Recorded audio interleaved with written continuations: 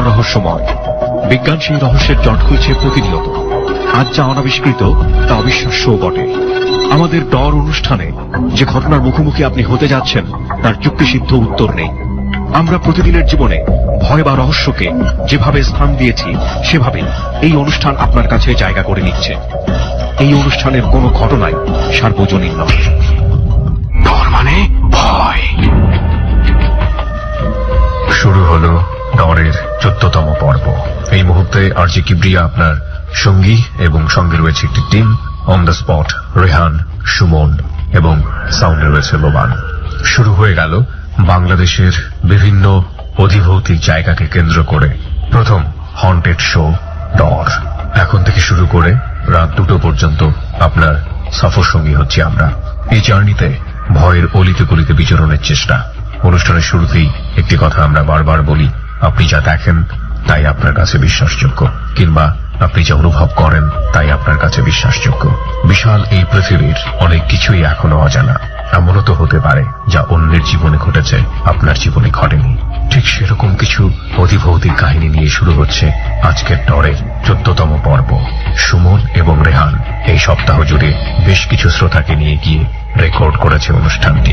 চলুন আমরা অনুষ্ঠানের শুরুতেই তাদের জার্নির কিছুটা অংশ শুনে তারপরে মূল অনুষ্ঠানে প্রবেশ করি।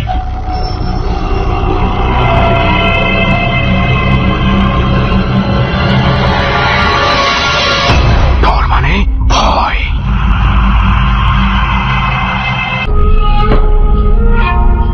প্রথমে আমরা পুরান ঢাকা পৌঁছাই।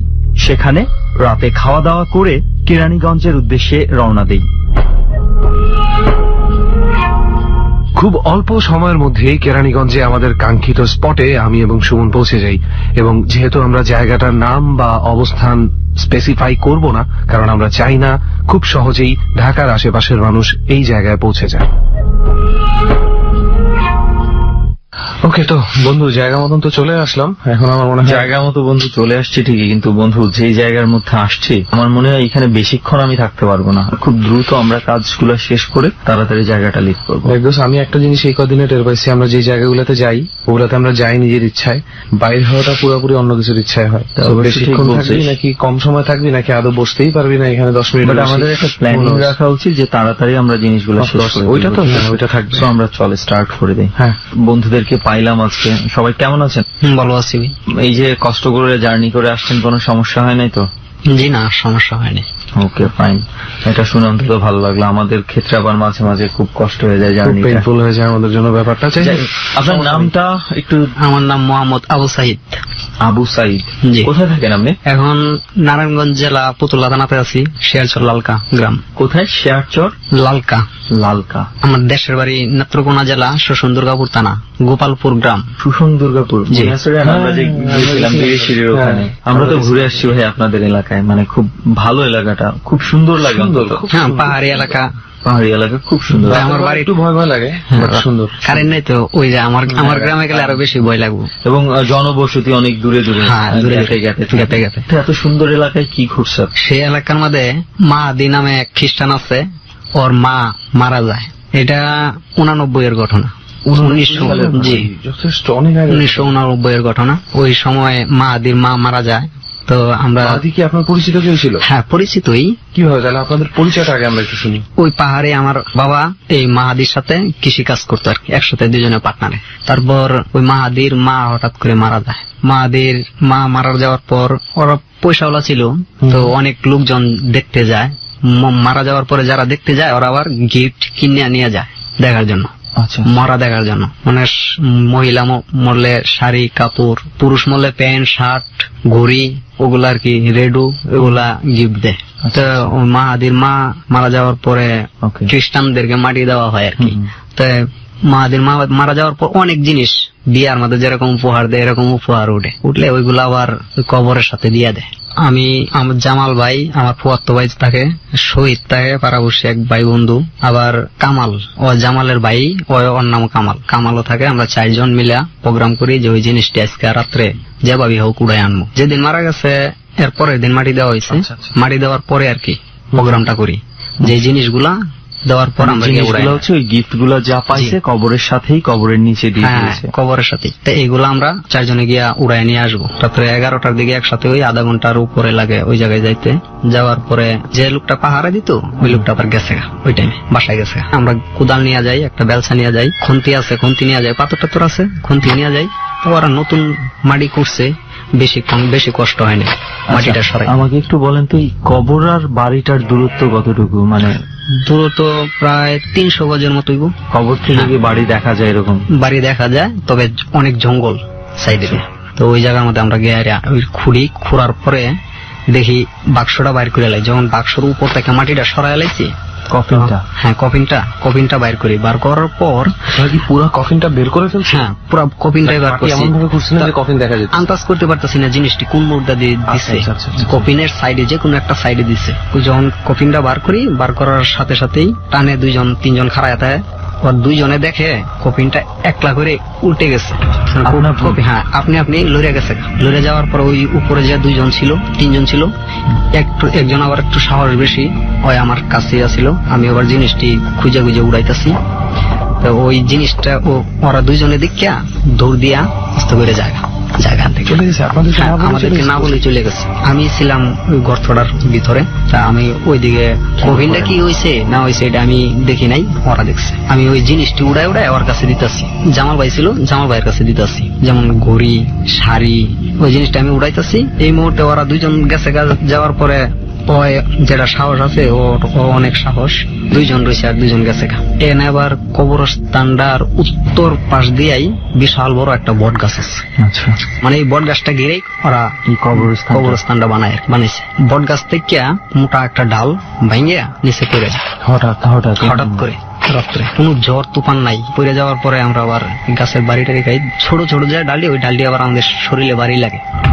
আর বড় ডালটাই সাইডে পড়লে আমরা 2 জন সব জিনিস ফালাইতে ভয়ে এক দূরে পিছ দিকে আর কেউই চাই না। কেডা কোন দিকে দূরে গেছি হ্যাঁ কইতে পারবো না, আমি হ্যাঁ সাথে আছি কিনা আমি কইতে পারবো না যে আমার সাথে কি হ্যাঁ আছে। কবর ওইভাবেই খোলা। হ্যাঁ কবর ওইভাবে ফাঁকা ফালায় তুই এর দূরে আয় করছি। এটা তো স্বাভাবিক কোনো কিছু না।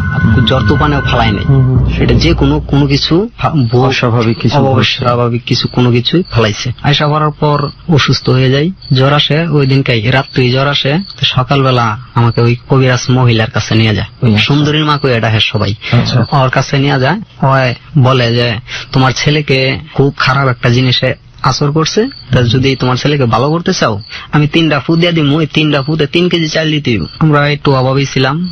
3 কেজি চাল দিয়ে দিলে অনেক কষ্ট হইতো আমার বাবা মার। তারপরেও ওই পেটের কুয়া ভাইয়া 2 কেজি চাইলে রাজি করায়। তারপরে মহিলাটা আমাকে ছোট একটা তাবিজ দেয়, এই তাবিজটা নিয়ে যাও, সুবাই পানি খাওয়াই দিও। আর কি বলে ওই মহিলাটা আবার 7টা জিন পালতো। ওই জিনেরাই বলে দেয় ওরে কি ওষুধ কাকে দিতে হবে। তো এখান থেকে আমি ভালো হয়ে যাই। এরপরে আর এই যে আপনারা কবরটা খোলা রেখে চলে আসলেন, ওটা নিয়ে কোনো কিছু হয়? জি না, সকালবেলা আবার আমি গেছিলাম।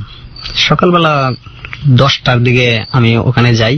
গিয়ে ডাল ভাঙ্গা গাছের থেকে যে ডালটা ভাঙছে ওই ডালটা ভাঙ্গা ডালটা ভাঙ্গা পড়ে রয়েছে। 2-3 জন খ্রিস্টান মহিলাই গিয়ে ডালটারে ছাড়াইয়া লাকড়ি বানাইতেছে।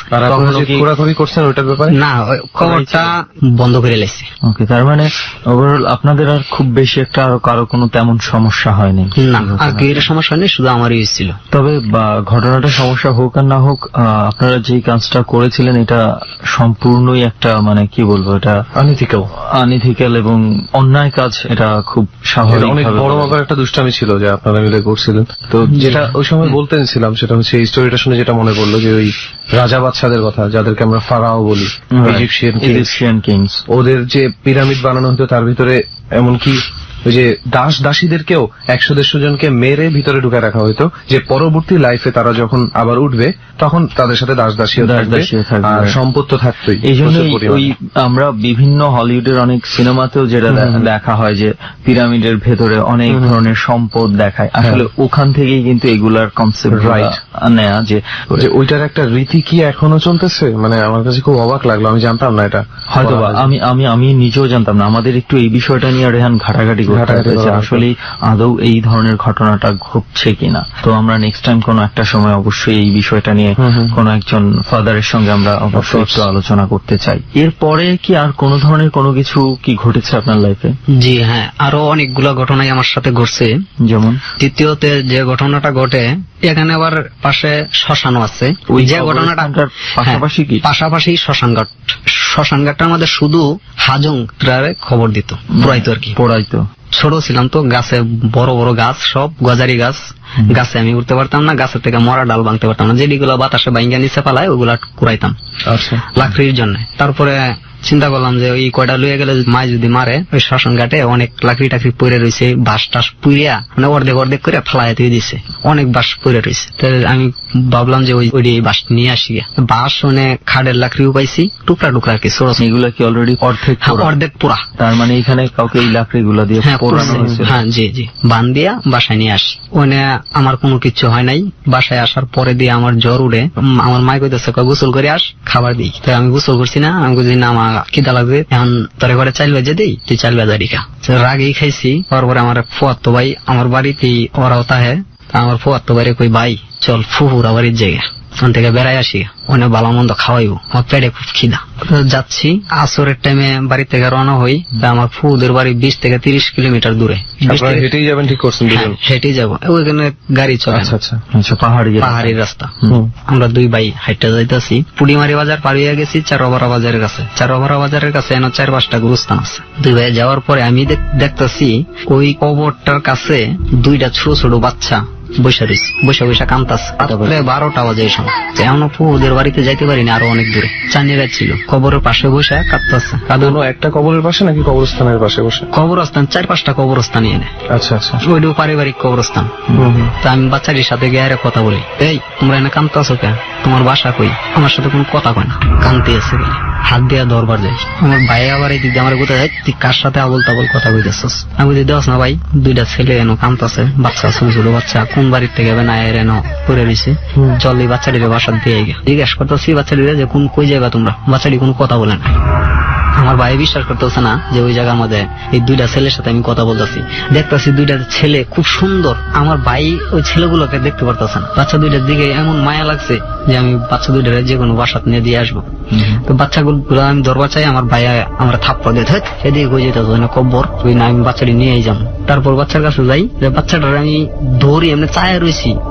তো হঠাৎ করে আমি চোখের পাতিটা মারতে পারলাম না, বাচ্চাটা ছুঁয়ে দিচ্ছি আমি, হঠাৎ করে নাই, উদা হয়ে গেছে, কোনো কিছু নাই। দেখার পর হঠাৎ করে নাই গেছে বাচ্চাগুলো, আমি দেখলাম এখন নাই। বিশাল একটা ভয় পেয়ে গেছি আমি। ভাই আমার আগে থেকেই ভয় পেয়ে গেছে। আমি যখন আবল তাবল কইতেছি যেন বাচ্চা দুইটা কিছুটা মনে টের পাচ্ছি আপনি কিছু উল্টা পাল্টা দেখতেছেন, ওই আগেই ভয় পেয়ে গেছে। ওই আমাকে আবার এন থেকে কান্দ করে নিয়ে যায়।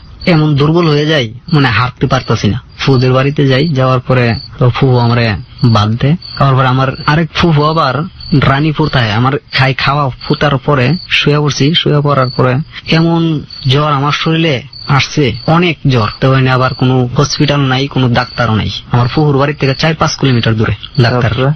ওই ডাক্তারের কাছে থেকে ওষুধ আনছে আমার ফুফাই গিয়ে, ওষুধ খাওয়াইছে, আমার জ্বর একটুও কমে নাই। আমার ফুফু কইতেছে কয় বড় বোনের বাড়িতে লিয়ে যা, ওখানে একটা বড় একটা কবিরাজ আছে, কবিরাজ যারাইলে মানে অনেক রাত্রে আইসে, এর লেগে মনে জ্বরটা আইসে।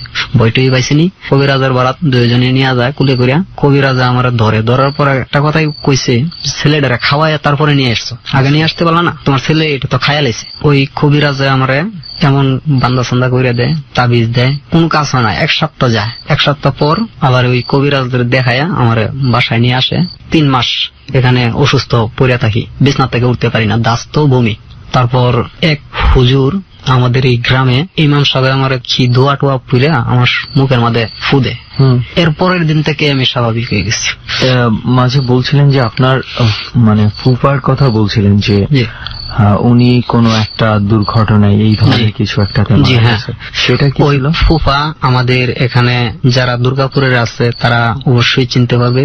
পাহাড়ে বড় গুফনা কইরা একটা নাম আছে, পাহাড়ের নাম আমরা বলি বড় গুফনা। এই গুফনা দিয়া দিন হোক রাত্রে হোক যে কোনো লোক যাওয়া আসা করে। তো 2টা টাইম আছে, দুপুর 12:30টার দিকে। ওই টাইমে যদি কেউ এখান দিয়ে যায় তা তার একটু জ্বর হইলে হইব, যে কোনো একটা কিছু হবেই। ওই পাহাড়ের রাস্তা, ওই পাহাড়ের চিবি দিয়া, মানে দুই সাইডে দুইটা পাহাড়, মাঝে দিয়া চিপা দুই পায়ে একটা রাস্তা, মানে একজন মানুষ আইটা যাইতে পারবো শুধু খালি, এরকম একটা রাস্তা। তো ওই রাস্তা দিয়া অনেক জঙ্গল চতুর্দিক দিয়া, ওই রাস্তায় আমার ফুফা যায় ভারতে, বর্ডার এলাকায়। হ্যাঁ, বর্ডার এলাকায় যায়, ইন্ডিয়া যায়, ইন্ডিয়ার থেকে গিয়ে লাকড়ি আনে, মোটা মোটা গাছ, যেটি 1 কেজি 1.5 কেজি হবে, ওটি আবার উনি একলাই নিয়ে আসতে পারতো। ইন্ডিয়া থেকে গিয়ে গাছ কাটিয়া এই রাস্তাতে নিয়ে আসতো চোরাই পথে। হ্যাঁ, চোরাই পথ। দুপুর দিকে যায়, দুপুর 12টার দিকে যায় লাকড়ি আনতে। এদিনকার সন্ধ্যা 6টা-7টা বাজে, এখনো বাসায় আছে না। অন্যদিন 3টা বাজে, 12টা বাজে গেলে 3টা-4টা বাজে আবার বাসায় চলে আসতো। তো এদিনকার বাসায় আসতেছে না, ফুফু গিয়া বলে, আব্বারে গিয়া কয় যে ভাইয়া তোমাদের জামাই তো সন্ধ্যা হয়ে গেছে, এখনো আসে নাই। আসে নাই, মনে হয় কোন সমস্যা আছে হয়েছে, সেই জন্য দেরি করতেছে, যা আশা করবো। রাত্রে 12টা-11টা বাজে ওই টাইমে, 11টার সময় আমি আবার যাই বীর সাহেবের জন্য। অনেক জায়গার মধ্যে দোকান পাড়ে খোঁজাখুঁজি করি, খোঁজাখুঁজি করতে করতে পাহাড়ে যায়, যেহেতু লাকড়ি আনবার গেছে, তা আমরা পাহাড়ি যাই, এহক জন এহক দিকে যাই। যেই পাহাড়টার কথা আপনি বলছিলেন যে সমস্যা হয়, জি জি, ওই পাহাড়ের ওই রাস্তা কয়েকটাই আছে, মানে এহক রাস্তা দিয়ে এহক জন দুজন করে যাইতেছি, একলা যাইবার আবার কেউ সাহস পায় না, যে ওই রাস্তায় 2জন গেছে, ওই রাস্তায় 2জন গেছে।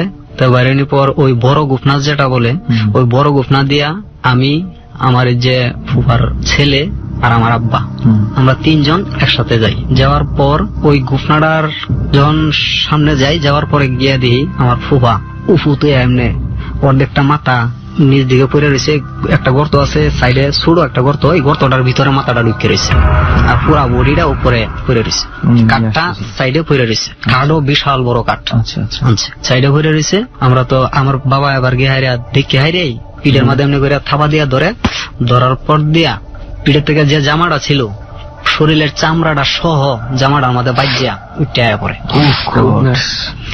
জামাটা ছুটে আয়া পড়ে।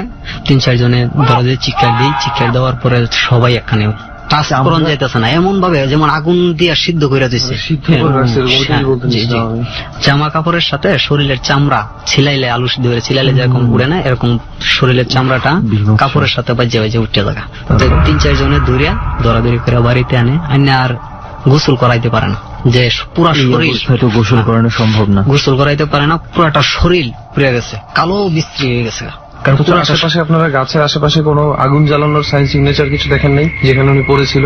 না, এখানে কোনো কিচ্ছু না, শুধু জঙ্গল সবুজ। এমনকি যেই জায়গাটাতে আগুন লাগানো হয় জায়গাটা তো কালো হয়ে থাকে। হ্যাঁ, জায়গাটাও কালো হয়ে থাকে। তবে যা জিনিসটা, যখন জামাটা খুব কষ্ট করে খোলার পর দিয়া এরকম 5টা আঙ্গুলের ছাপ পাওয়া যায় পিঠের মাথায়, রক্ত লাল হয়ে লেগে রয়েছে, লাল দেখা যাইতেছে 5টা আঙ্গুল, হাতের 5টা আঙ্গুল যেরকম, এরকম 5টা আঙ্গুলের ছাপ দেওয়া যায় পিঠের মাথায়, মানে পিছন দিকতে এমনি থাপ্পড় দিচ্ছে, তারপর দেওয়া যাবে এমনি ভূতে পড়ছিল, মুখটা নিচ দিকে দিয়া এই ফরাতি মনে করেন, আর লড়ার মতো ক্ষমতা হয়নি। তারপর ওই লাস্ট আইনে আমরা মাড়ি টাড়ি দিই, মাড়ি দেওয়ার পরে আমার ফুফু বইতেছে, কয় ভাই তোমরা জামাইরা মনে হয় কেউ অ্যাসিড মাইরা পুড়ে লাইছে, পুড়ে মারছে। কয় রে, এই শিবির ভিতরে এই পাহাড়ের মধ্যে কেডাই অ্যাসিড মারবো, তোর জামাইয়ের তো কোনো শত্রু নাই, কে অ্যাসিড মারবো? তাছাড়া রেহান কাঠগুলো কিন্তু এখানেই ছিল। হ্যাঁ জি, কাঠগুলো কেউ চুরি করে নিয়ে গেছে, কাঠও এখানেই আছে, কাঠটাও সাইডে পড়ে রয়েছে।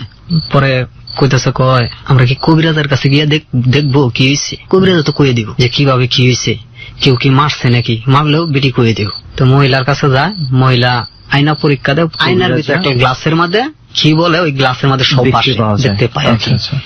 মহিলা যা বললো যে 2টা জিন স্বামী স্ত্রী, তোর জামাই তো অনেক ক্ষতি করবার চাইছিল, ওদেরকে মারবার গিয়ে নিজে মরছে। ওর কাছে একটা খুরহি ছিল, যেটা গাছ এতটুকু ছোট জিনিসটা 1 হাত হবে, কিন্তু বড় বড় গাছ কাটতে লাগে যায়, ওটা দিয়া ইন্ডিয়ান খুর যাকে বলে। তো ওই খুরটা মাথা মাথা যে গাছটা ছিল, ওই গাছটা থেকে হাতে নেয় ওদেরকে আঘাত করার জন্য। জিন পরে 2 জনে এখানে মিলামিশাই ছিল, ওই রাস্তাটার মধ্যে ওই দেখতে পায় 2টা ছায়া ওর সামনে দিয়ে আনিগুনি করতেছে, তাই ওই সাহস করে দাউডা লইয়া চাইছিল যে লোহাটা হাতে থাকলে কিচ্ছু হবে না, ওই জিনিসটা দেখতে পারে। ওই সামনে একটু দাও দেয়া বাড়ি দেয় আর কি, সামনে দিয়ে বাড়ি দেওয়ার পর হঠাৎ করে সামনের থেকে ছায়াটা পিছন দিকে যায়, পিছন দিয়ে গিয়ে পিছন দিয়ে থাপাড়া দেয়, সামনে দিয়ে আসছে, ঘুরান মারিয়া পিছন দিকে যায়, পিছন দিয়ে গিয়া থাপড়া দেয়, দেওয়ার পরে তোর স্বামী এনে মারা গেছে, মরে যায়। সেই কবিরাজ আয়না পড়া দিয়ে বলেছে, কবিরাজে বলছে। রেহান মাঝে যে প্রশ্নটা আপনাকে একটু করেছিল যে যখন ওনার লাশটা পেয়েছেন এর আশেপাশের কোন ঘাসের মধ্যে কোন ধরনের আগুনের, কোন ধরনের পুড়ে যাওয়ার, কোন ধরনের ধস্তাধস্তির ছাপ না, কোনো কিছুই ছিল না, কোনো কিছুই ছিল না, সাধারণ ভাবে পড়ে রয়েছে। একটা আছে ঘোরাঘুরি করলেও কিন্তু অনেকটি গাছের পাতালাতা ভাঙ্গিয়া থাকে, কিন্তু অনেক ঘোরাঘুরি করার সময় নেই, ডাইরেক্ট সরাসরি ভাবে যে পরে উহুতে পরে, এই উহুতে পড়া থেকেই। আচ্ছা, আমি আমার কয়েকটা বিষয়ে মনে হচ্ছিল যে উনি যখন অ্যাসিডের কথা বললো, যে আমি একবার চিন্তা করেছিলাম হয়তো বা কোনো কারোর সঙ্গে যেহেতু চোরাই কাটানা হয় শত্রুতার বশত কিছু হতে পারে, বাট উনি যেটা বললো যে তার কোনো শত্রুতা বা এই ধরনের কোনো কিছু ছিল না, হয়তো বা আপনারা সেটা জানতেন। এবং তার চেয়ে বড় বিষয় হচ্ছে যে অ্যাসিড দিয়ে যদি পোড়ানো হয় আমার মনে হয় জামা কাপড় সহ, জামা কাপড়ের উপর দিয়ে ঢাললে রিঅ্যাকশনটা অন্যরকম, জামা কাপড়টা, হ্যাঁ রাইট, এটা খুব স্ট্রং একটা পয়েন্ট। অ্যাসিড যদি শার্টের উপর দিয়ে ঢালে শার্ট পুড়ে যেত, রাইট, কিন্তু শার্টটার কিছু। তাছাড়া হচ্ছে কেউ যদি কাউকে এইভাবে অ্যাসিড ঢালতে হয় তার আগে মিনিমাম তার একটা ধস্তাধস্তির একটা বিষয় আছে, সেই ধস্তাধস্তির অনেক পার্শ্বাপার্শ্ব হবে, জঙ্গল টঙ্গল ভাঙ্গা থাকবে, এবং আসলে অ্যাবসলিউটলি এটা মানে কি বলবো, মানে কি একটা বিষয়। বাট এটা ট্রু, মানে লোকটার কথা আমি চিন্তা করি যে ফার্স্ট তাকে ধরছে এবং সাথে চামড়া উঠে ওনার বাবা, আমার বাবা, আর সবচেয়ে লাস্টার যদি একটু চিন্তা করো যে লাস্টটা কি বিভৎস হইতে পারে ওই মুহূর্তে রাতের বেলা এই ধরনের বিভৎস লাশ দেখা। যাই হোক, এরকম ঘটনায় আমার দুইটা ফুফা ছিল, দুইটা ফুফাই মরছে, মারা গেছে। এটা কি ওই জায়গাতে না অন্য একটা জায়গা? অন্য একটা, এই যে আমি যে জায়গায় গেছিলাম আমার ফুফুর বাড়ি, ওই বাড়িতে, ওই বাড়ির ফুফু। আচ্ছা আচ্ছা, ওই বাড়ি কি হয়েছে ঘটনা? ওই আবার রাত্রে গান বাজনা করতো, ওই কবিরাজের সাথে, যে কবিরাজ আমার যাচ্ছিল, তো গান বাজনা করে রাত্রে 12টা বাজে বাসায় আসে। আসার টাইমে রাস্তার মধ্যে যেমন একটা ছড়া আছে, ছড়াটার মধ্যে মাজা সমান পানি, ওই পানিটা যখন একলাই এসে পড়ছে হয়, অন্যরা যার বাসায় গেছে, নিজের বাসায় এসে নিজের বাসার সাথে একটা ছড়া আছে, ওই ছড়াটা ছোট একটা নদী আর কি, মানে পাহাড়ি এলাকায় ছড়া বলা হয়। এই ছড়াটা যখন পার হয় তো মাজা সমান ফানি, মাজা সমান, ওই ফানিটার মধ্যে যখন নামলে ওই ফানিতেই মনে করেন যে ওর গাড়ির মধ্যে ধরিয়া এই অলৌকিক ভাবে মানে গাড় মটকাইয়া দেয়, ওই ফানিতে নামার পরে দিয়ে মটকাই দিলে ওই ফানিতে বাসা পড়ে। নগদে কোনো চিৎকার দেওয়ার সময় পায়নি। তখন কয়টা বাজে সময় রাত্র 1:30 বাজে, সারা রাত্র বাসায় আসে না। আমার ফুফু মনে করে যে মনে হয় গানই রয়েছে, তাহলে আসে নাই, মনে হচ্ছে সকালে আসবে, তো সকালে আসে না। যখন আমার ফুফু আবার গরু পালতো, গরু নিয়ে ওই সরার পারে আবার ডিগরা দেয় ঘাস খাওয়ার জন্য। ওই সরার পারে গরু নিয়ে যায়, নিয়ে গিয়ে দেখে আমার ফুফা পড়ে রয়েছে, সাইডে দাবাই জেরেছে, জঙ্গলের সাইডে, ছড়ার সাইডে দিয়ে আবার জঙ্গল আছে, ছোট ছোট ঝুপড়া আছে, ওই সাইডে পানির মাঝে বসে রয়েছে আমার ফুফা। পরে লাশের মধ্যে কোন ধরনের কোন চিহ্ন বা কোনো কিছু, কোনো গাড় মটকানো ছিল শুধু খালি, তোলার পর দেখেছেন যে গাড়টা পিছন দিয়ে ঘুরে রয়েছে, মানে আমার যেমন সামনে দিয়া ওই পুরো মুখ সহ পেছন দিকে, মুখের চেহারাটা যে চেহারাটা থাকে পিছন দিকে, বডি যার সামনে দিকে থাকে। এটা আপনি দেখেছিলেন? হ্যাঁ, এই লাশটাও আমি দেখছি। আমার দুইটা ফুফাই এভাবে মারা গেছে। আচ্ছা, আপনার লাইফে কি আর কিছু ঘটেছে আপনার ব্যক্তিগত? যে আমার লাইফে আরেকটা ঘটনা, যখন 2001-এর ঘটনাটা, আমি একটি মেয়েকে ভালোবাসতাম। আচ্ছা, প্রায় 6 মাস মেয়েটির সাথে আমার কথাবার্তা হয়। মেয়েটি আমার আরো আগে থেকে পছন্দ করতো। তো মেয়েটি আমাকে বলে একদিন যে তোমার সাথে ঠিক মতন কথা বলার সময় পাই না, আজকে রাত্রে 12টা বাজে তুমি পুকুর পাড়ে ওই শিমুল গাছটার তলে আইসো, তোমার সাথে অনেক কথা আছে। রাত্রে 12টা বাজে আমি ওই জায়গায় যাই। যাওয়ার পর দেখি মেয়েটি শিমুল গাছ তলে বসে রয়েছে। আমি আবার ধূমপান করি অনেক আগে থেকে, একটা সিগারেট ধরাইছি, ধরাইয়া মেয়েটির কাছে গেছি। আমি যখন কাছে গেছি, যেমন আমার তো ওই আবার বৈশা ছিল, ওইটা দাঁড়ায় গেছে। দাঁড়াইয়া আমি এক কাইক আগুয়াই, ওইও এক কাইক পাচ্ছায় যায়, কাছে আসে না। আমি বলতেছি যে তুমি আমার কইলা যে আমি আসতাম, আমি তো তোমার হাত দিয়ে কইছি না যে রাত্রে 12টা তুমি আইসো, তুমি আমারে কইছো আসবার লাগে, আমি আসছি, তুমি যাবো কেন? ও আমার কাছে না। 2-3 বার আমি ডাক দেওয়ার পরে কইতে দেখো সিগারেটটা ফেলাই দাও। আমি মাত্র সিগারেটটা ধরাইছি, হবে এখনো একটানো খাইনি, তো এখনই ফেলাই দেবো আর পরে ফেলাম। সিগারেটটা নিয়ে আমি কাছে যাই, ওই সরিয়া থাকা, ওই আমার কাছে আসে না, খালি আমার বলতেছে যে সিগারেটটা ফেলাই দাও। হঠাৎ করে কইতেছে না হাত মুখ ধুমু। ঠিক আছে, পুকুরের গাটলা দিয়ে নামো, তো ওই হাত মুখ ধুইতেছে, আমিও নামি। যে ওই যখন দইতেছে আমিও দই।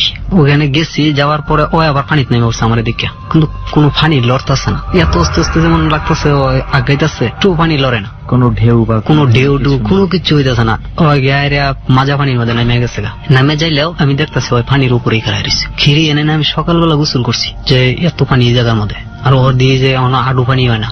ও যখন নিচে নামছে, আমি নিচে পানি নামাইছি, আডুর পানির মধ্যে যখন পাউডার নামাইছি, নামানোর পর এতটুকু নিচে হয়ে গেছে গা আমার আডু। আচ্ছা, আর ওই দিয়ে পানির উপরে দাঁড়ানো।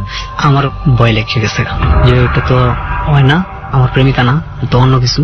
ভয় লাগলে আমি আস্তে আস্তে আবার সিঁড়ির উপরে উঠে যাই, পুকুরের পারে যাই নিচের দিকে। পরে ওই আমার ডাক্তার আছে, ভাই কিসে তুমি আমার নামে উঠে গেলে? আমি তুমি কাছে আসো না, এরকম যখন কইতেছি, ওই আমার ডাক দে, তুমি আসো, হাত ধরতেছি। আমি যখন আবার পুকুরেই ওই যখন আমার কাছে আইতাছে না, তখন আমি থাপাড় দিয়ে আবার ধরবার চাইছিলাম। ধরবার যখন চাই তখন আমি ধরতে পারি না।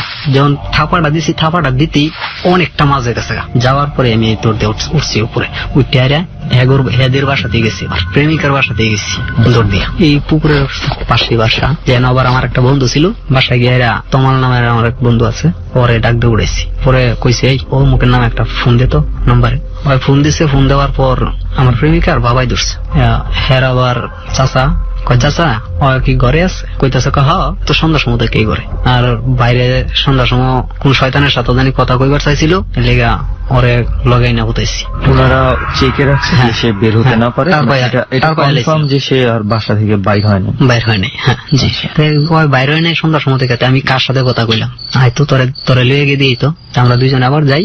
গেলে কি অনেকে আর কিছু তাহে কিচ্ছু না, কিচ্ছু গিয়া পাইনি। তারপর এন থেকে আবার আমি বাসায় চলে যাই। এরপরে আর কোন ধরনের কোনো এই ধরনের এর সাথে আর কোনো ঘটনা ঘটে না। ওই রাতে আপনার কোনো প্রবলেম হয় না? ওই রাত্রে আমার কোনো প্রবলেম হয় না। যাই হোক, মানে এটা যেটা মনে হচ্ছে যে আপনার খুব হয়তোবা কোনো বড় ধরনের কিছু একটা হইলেও হইতে পারতো। জানি না আপনার হাতের সেই আগুন কোনো না কোনো ভাবে আপনাকে চেক করেছে। আমরা এটা জানি না এটা কতটুকু আসলে এটা আদৌ কতটুকু সত্য বা কি, তবে আগুনটা আমার খুবই বিশ্বাস, আগুনটাই আমার কাছে হয়তোবা আপনাকে বাঁচিয়েছে। এরপরে কি আর কোনো ধরনের কোনো কিছু ঘটেছে আপনার সঙ্গে? পরবর্তীতে যে ঘটনাটি ঘটে সেটি নারায়ণগঞ্জ। আচ্ছা, ওখান থেকে আপনি তখন নারায়ণগঞ্জে চলে আসছেন? হ্যাঁ, যে আমি তো যে এলাকাটার মধ্যে ঢুকছি, ওই এলাকাটাই পুরাটাই জার্জির কবরস্থান ছিল। এখন রুম বাসা ভাড়া দেওয়ার জন্য সমস্ত কবর টবর ভাঙ্গিয়া সব পাইলিং করে বিল্ডিং উড়ায় উড়ায় ভাড়া দিতেছে। গুরুস্থান ছিল, গুরুস্থানও ভাঙ্গিয়া এরা বাসা করছে। আমি যে লালখা গ্রামটার মধ্যে থাকি, 10 থেকে 12টা বিল্ডিং এর কাজ আমি নিজেই করেছি। রাজমিস্ত্রি মিস্ত্রি। আচ্ছা, কবর ভাঙ্গিয়ে এই বিল্ডিংটি করা হয়েছে। ফুয়াতো ভাই আছে, যে ফুয়াতো ভাই আমার শুরু থেকে বাসায় আনছে, সবসময় বেশিরভাগ ওই আমার সাথে তাই আমার বন্ধুর মতো ওই আমার সাথে ছিল। ওই আমার কইতাছে, সাইড চল আজকে জালকুড়ি বন্ধে থেকে মাছ ধরে নিয়ে আসি, বিল আছে জালকুড়ি করে গ্রামের ভিতরে। হ্যাঁ, গ্রামের ভিতরে পুতুল্লা স্টেডিয়ামের উত্তর পাশে। আচ্ছা আচ্ছা আচ্ছা আচ্ছা। আনুমানিক 10টার দিকে আমি যাই, আমার ভাই যায়, আর একজন আসিল, 3 জন আমরা এন থেকে গেছি। গিয়ে যখন জাল খাওয়াইতেছি, মানে কন্যা জাল, পুকুরে জাল ছুঁড়ে মারতে হয়, পেঁচায়া হাতের কুনিতে ইয়ে করে। আমরা আবার পেঁচায় আমার কতানি জায়গা লইব, 2 জন 2 মাথাতে ধরিয়া মানে টান দিই। এই মাথার থেকে এই মাথা পর্যন্ত পুরাটা পুকুরি ছায়া দিব। চতুর্দিক দিয়ে মাছ ধরতেছে। একটা জায়গার মধ্যে কেউ জাল খেয়েও দেয় না, কেউ মাছ ধরতে যায় না। কেন? এই মাঝে যে জায়গাটা, এই জায়গাটার মধ্যে 4টা বাঁশঘাড়া আছে, 4 জায়গা। আমরা চাইছিলাম এটার মাঝে দিয়ে নিয়ে যাবো, এই যখন কেউ খেয়ে দেয় না, সব মাছ গিয়ে অনেক জড়া হয়েছে। তো এই জায়গাটা আমাদের এতই গভীর, 100 ফিটের উপর হইব গভীর, কিন্তু এই জায়গার মধ্যে কেউ যাইতে পারে না নিচে। আচ্ছা আচ্ছা, এতটুকুই গভীর। ওই জায়গার মধ্যে গিয়া জালটা ছাড়ি, নৌকা নিয়ে সাঁতরায় মাঝামাঝি যখন ওই 4টা বাঁশঘাড়া, ওইটার মাঝামাঝি গেছি, গিয়ে 2 জন জাল ছাড়িয়া দিচ্ছি। জাল ছাড়িয়া দিই, জালটা ছাড়িয়া দেওয়ার সাথে সাথে আমার হাতে যে বটটা ছিল, জালের যে রশিটা, এই রশিটা হাতে বান্ধা থাকে, ওই বন্ধাটা হঠাৎ করে খুলে গেছে আমার হাতের থেকে। জালও ছেড়ে দিছি, জাল তো অনেক গভীর গেছে, জালও পামুনা বিছায়, রশি যদি না পাই। তো জামাল ভাইরে কইতাছি, ভাই জাল ছাড়ছস? ছাড়ছি ভাই, হাতে তো সুতা ছুটে গেছে।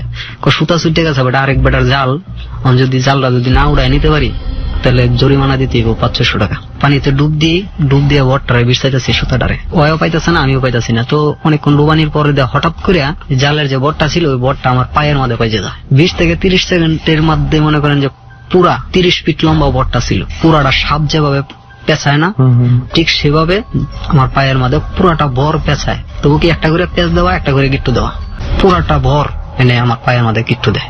লাগার পর আমি চিকার করতে চাই যে ভাই আমি তো টানে যাইতে পারতেছি, নিজ দিকে যাইতেছি, যে আমাকে যেন কি জানি নিজ দিকে আমার টানতেছে। মানে আপনার পা যে পেঁচে গেছে তারপর নিচের দিকে টানা শুরু করছে? খালি নিজ দিকে আমি যাইতেছি, জালটা পুরোটা জালি আমার পায়ের মধ্যে ঝুলতেছে, এতটুকু পানি নিচে তলা পাই না জালে। তো আমি চিকার করতেছি, ফুয়াতো ভাই প্রথম টান দিচ্ছে যা সাইডে, আমি কই ভাই যাইতে পারতেছি না, তুই আমার যে ভাই হোক টানে নে। ও কতক্ষণ টানে নিতে পারে না, আমার ফুয়াতো ভাই চিকার দেয়। লগে আরেকজন মুরব্বী ছিল, মুরব্বী আবার টার পায়ে লাইছে, যেন তো কোনো কিছু হইতেই পারে। এই জায়গাটার মধ্যে যেহেতু একটু বেজাল জায়গাটা, ওই মুরব্বী কইতেছে আমার ডাক দিয়া যাই তুমি ডুব দিবা না, তুমি বাইশা দাও। তাই আরেকজন লোক নামে, দুইজনে গিয়ে আমার দুই হাতে ধরিয়া সাতটায় এই আর কি আনে, কিন্তু দুইজনে আনতে পারে না। আরেকজন লোকের দুর্ভাগ্যটা ওই একটা বাঁশ আনে লম্বা দেখে, আপনার এই পুকুরের পানির উপরে ফালাইলে আমার কয় বাঁশটার মাঝে চাপড়ায় দর, শক্ত করে দর। তারপরে মুরব্বী আমার পর্ত ভাই আর 3-4 জন মিলে সবাই টাইনা উড়ায় টানে। পুরা 30 মিনিট সময় লাগছে ওই আমার গিট্টুগুলা খুলতে পকেট থেকে। ওই গিট্টুগুলো আগে ছিল না? আগে ছিল না। না, এটা তো গিট্টুটা পানির মধ্যেই হয়েছে। 20 থেকে 30 সেকেন্ডের ভিতরে 30 ফিট রশি পায়ের মধ্যে পেঁচাইয়া শুধু একটা করে পেঁচ দেওয়া, একটা করে গিট্টু দেওয়া। এইটাই হচ্ছে আমার প্রশ্নটা। ধর এমন হতে পারতো যে লজিক্যাল ছিল, যখন এটা হাতের মধ্যে থেকে দড়িটা ছুটে গেছে তখন সে সাঁতার কাটছে, পায়ের সাথে যাওয়ার সময় হয়তো বা পায়ে পেঁচায় যেতে পারে, এটা খুব স্বাভাবিক। বাট এই যে এইভাবে গিট লেগে যাওয়া, গিট্টুগুলো যে লেগে গেছে, এইটা আই থিঙ্ক একটা করে পেঁচ দেওয়া, একটা করে গিট্টু দেওয়া। কিন্তু গিট্টুটা কিভাবে সম্ভব? আপনাকে আমরা যেটা দেখছি যে আপনি মানে পরপর যেই কয়েকটা ঘটনা শুনলাম, একটু আগে আপনার প্রেমিকার ঘটনাটা শুনলাম এবং এখন এটা, মানে আপনি বেশ বড় বড় বিপদের কাছে যেও মোটামুটি কোনো না কোনো ভাবে বেঁচে ফিরে আসছেন, বড় ধরনের দুর্ঘটনা ঘটেনি। আর কি কোনো ধরনের কোনো কিছু কি আছে? আমার আরেকটা ঘটনা আছে, রমজান ঈদের 28 দিন পর ঘটনাটা। এটা ওই পুতুলাতেই, যে বাসাতে থাকি এই বাসায় আমার মেয়ে, ছোট একটা মেয়ে আছে, 9 বছর বয়স মেয়েটার। মেয়েটা প্রায় সন্ধ্যার পর আমার ঘর, সন্ধ্যার সময় বাড়ি বাতি জ্বালাইতে দেয় না, লাইটটা জ্বালাইতে দেয় না, কারেন্টের বিল উঠে বেশি। লাইটটা অফ করে আমার মাইয়াটারে ঘরে নিয়ে বসায় রাখে। মাইয়াটা টিভি দেয় মানে বসে বসে, তো মাঝে মাঝে আবার ঘরেও আসে যে আমরা আসলাম নাকি দেখার জন্য। তাই সে দর খুলে আর লাইট জ্বালানোর আগে দরজা খুলে যখন ভিতরে ঢুকার পর দেখে ঝিলমিল একটা মহিলা, ঝিলমিল শাড়ি পিনতে, মানে চিকচিক করে, যে পাতিমুতি লাগাই না থাকে না, পাথর টাথর লাগাই না শাড়ি, ওই শাড়িগুলা চিকচিক করতেছে। একটা মহিলা বসে রয়েছে ঘরের কোনায়। আমি কই ধর, মানে ওই সময়টাতে আপনারা বাসায় কেউ থাকেন না? না, বাসায় কেউ থাকে না। আপনার মেয়েটা কয়েকদিন ধরে দেখছে, কয়েকবার দেখছে মহিলাকে? 2-3 বার আমার সাথেই বলছে যে আব্বু কে জানি আমাকে ঘরে না বসে থাকে ওই কোনার মধ্যে। আমি চিন্তা করছি বাচ্চা মেয়েটার কি অবস্থা হতো প্রত্যেকবার যখন সে দেখতো। আচ্ছা বলে, আমি কইছি ধর কিছু না, তো আমি বিশ্বাস করতাম না। তা এদিকগুলো আবার আমি বাড়িওয়ালারে কইছি, বাড়িওয়ালা কইতেছে না আমরা বাড়ি এরকম কোনো কিছু নাই, হুজুরে দিয়ে আমরা সব তাবিজ করে বাড়ি বাইন্ধে রাখছি, এই বাড়িতে কোনো কিছু ঢুকতে পারবে না। বাড়িওয়ালা কয় বাড়ির সাইডে থাকতে পারে কিন্তু আমার বাড়িতে নেই, আমার বাড়ি তাবিজ দিয়ে বান্ধা, তাবিজ গাইরা দিছি বাড়ির চতুর্দিক দিয়ে। বিশ্বাস না করলে আমিও জাগা ছোট মানুষ দেখছি, আমরা তো আর কিছু দেখছি না। সকাল 8টা বাজে আমি কাজে যাই, কাজ করতে করতে যে কাজটা করি, কাজ করতে করতে রাত্রে 12টা-1টা বেজে যায়। বাসায় চলে আসার পর গেটের মধ্যে এসে অনেকক্ষণ ডাকাডাকি করি, কোনো লোক শুনতে পারে না। ভিতর দিয়ে আবার তালা মেরা 10টার দিকে গেট।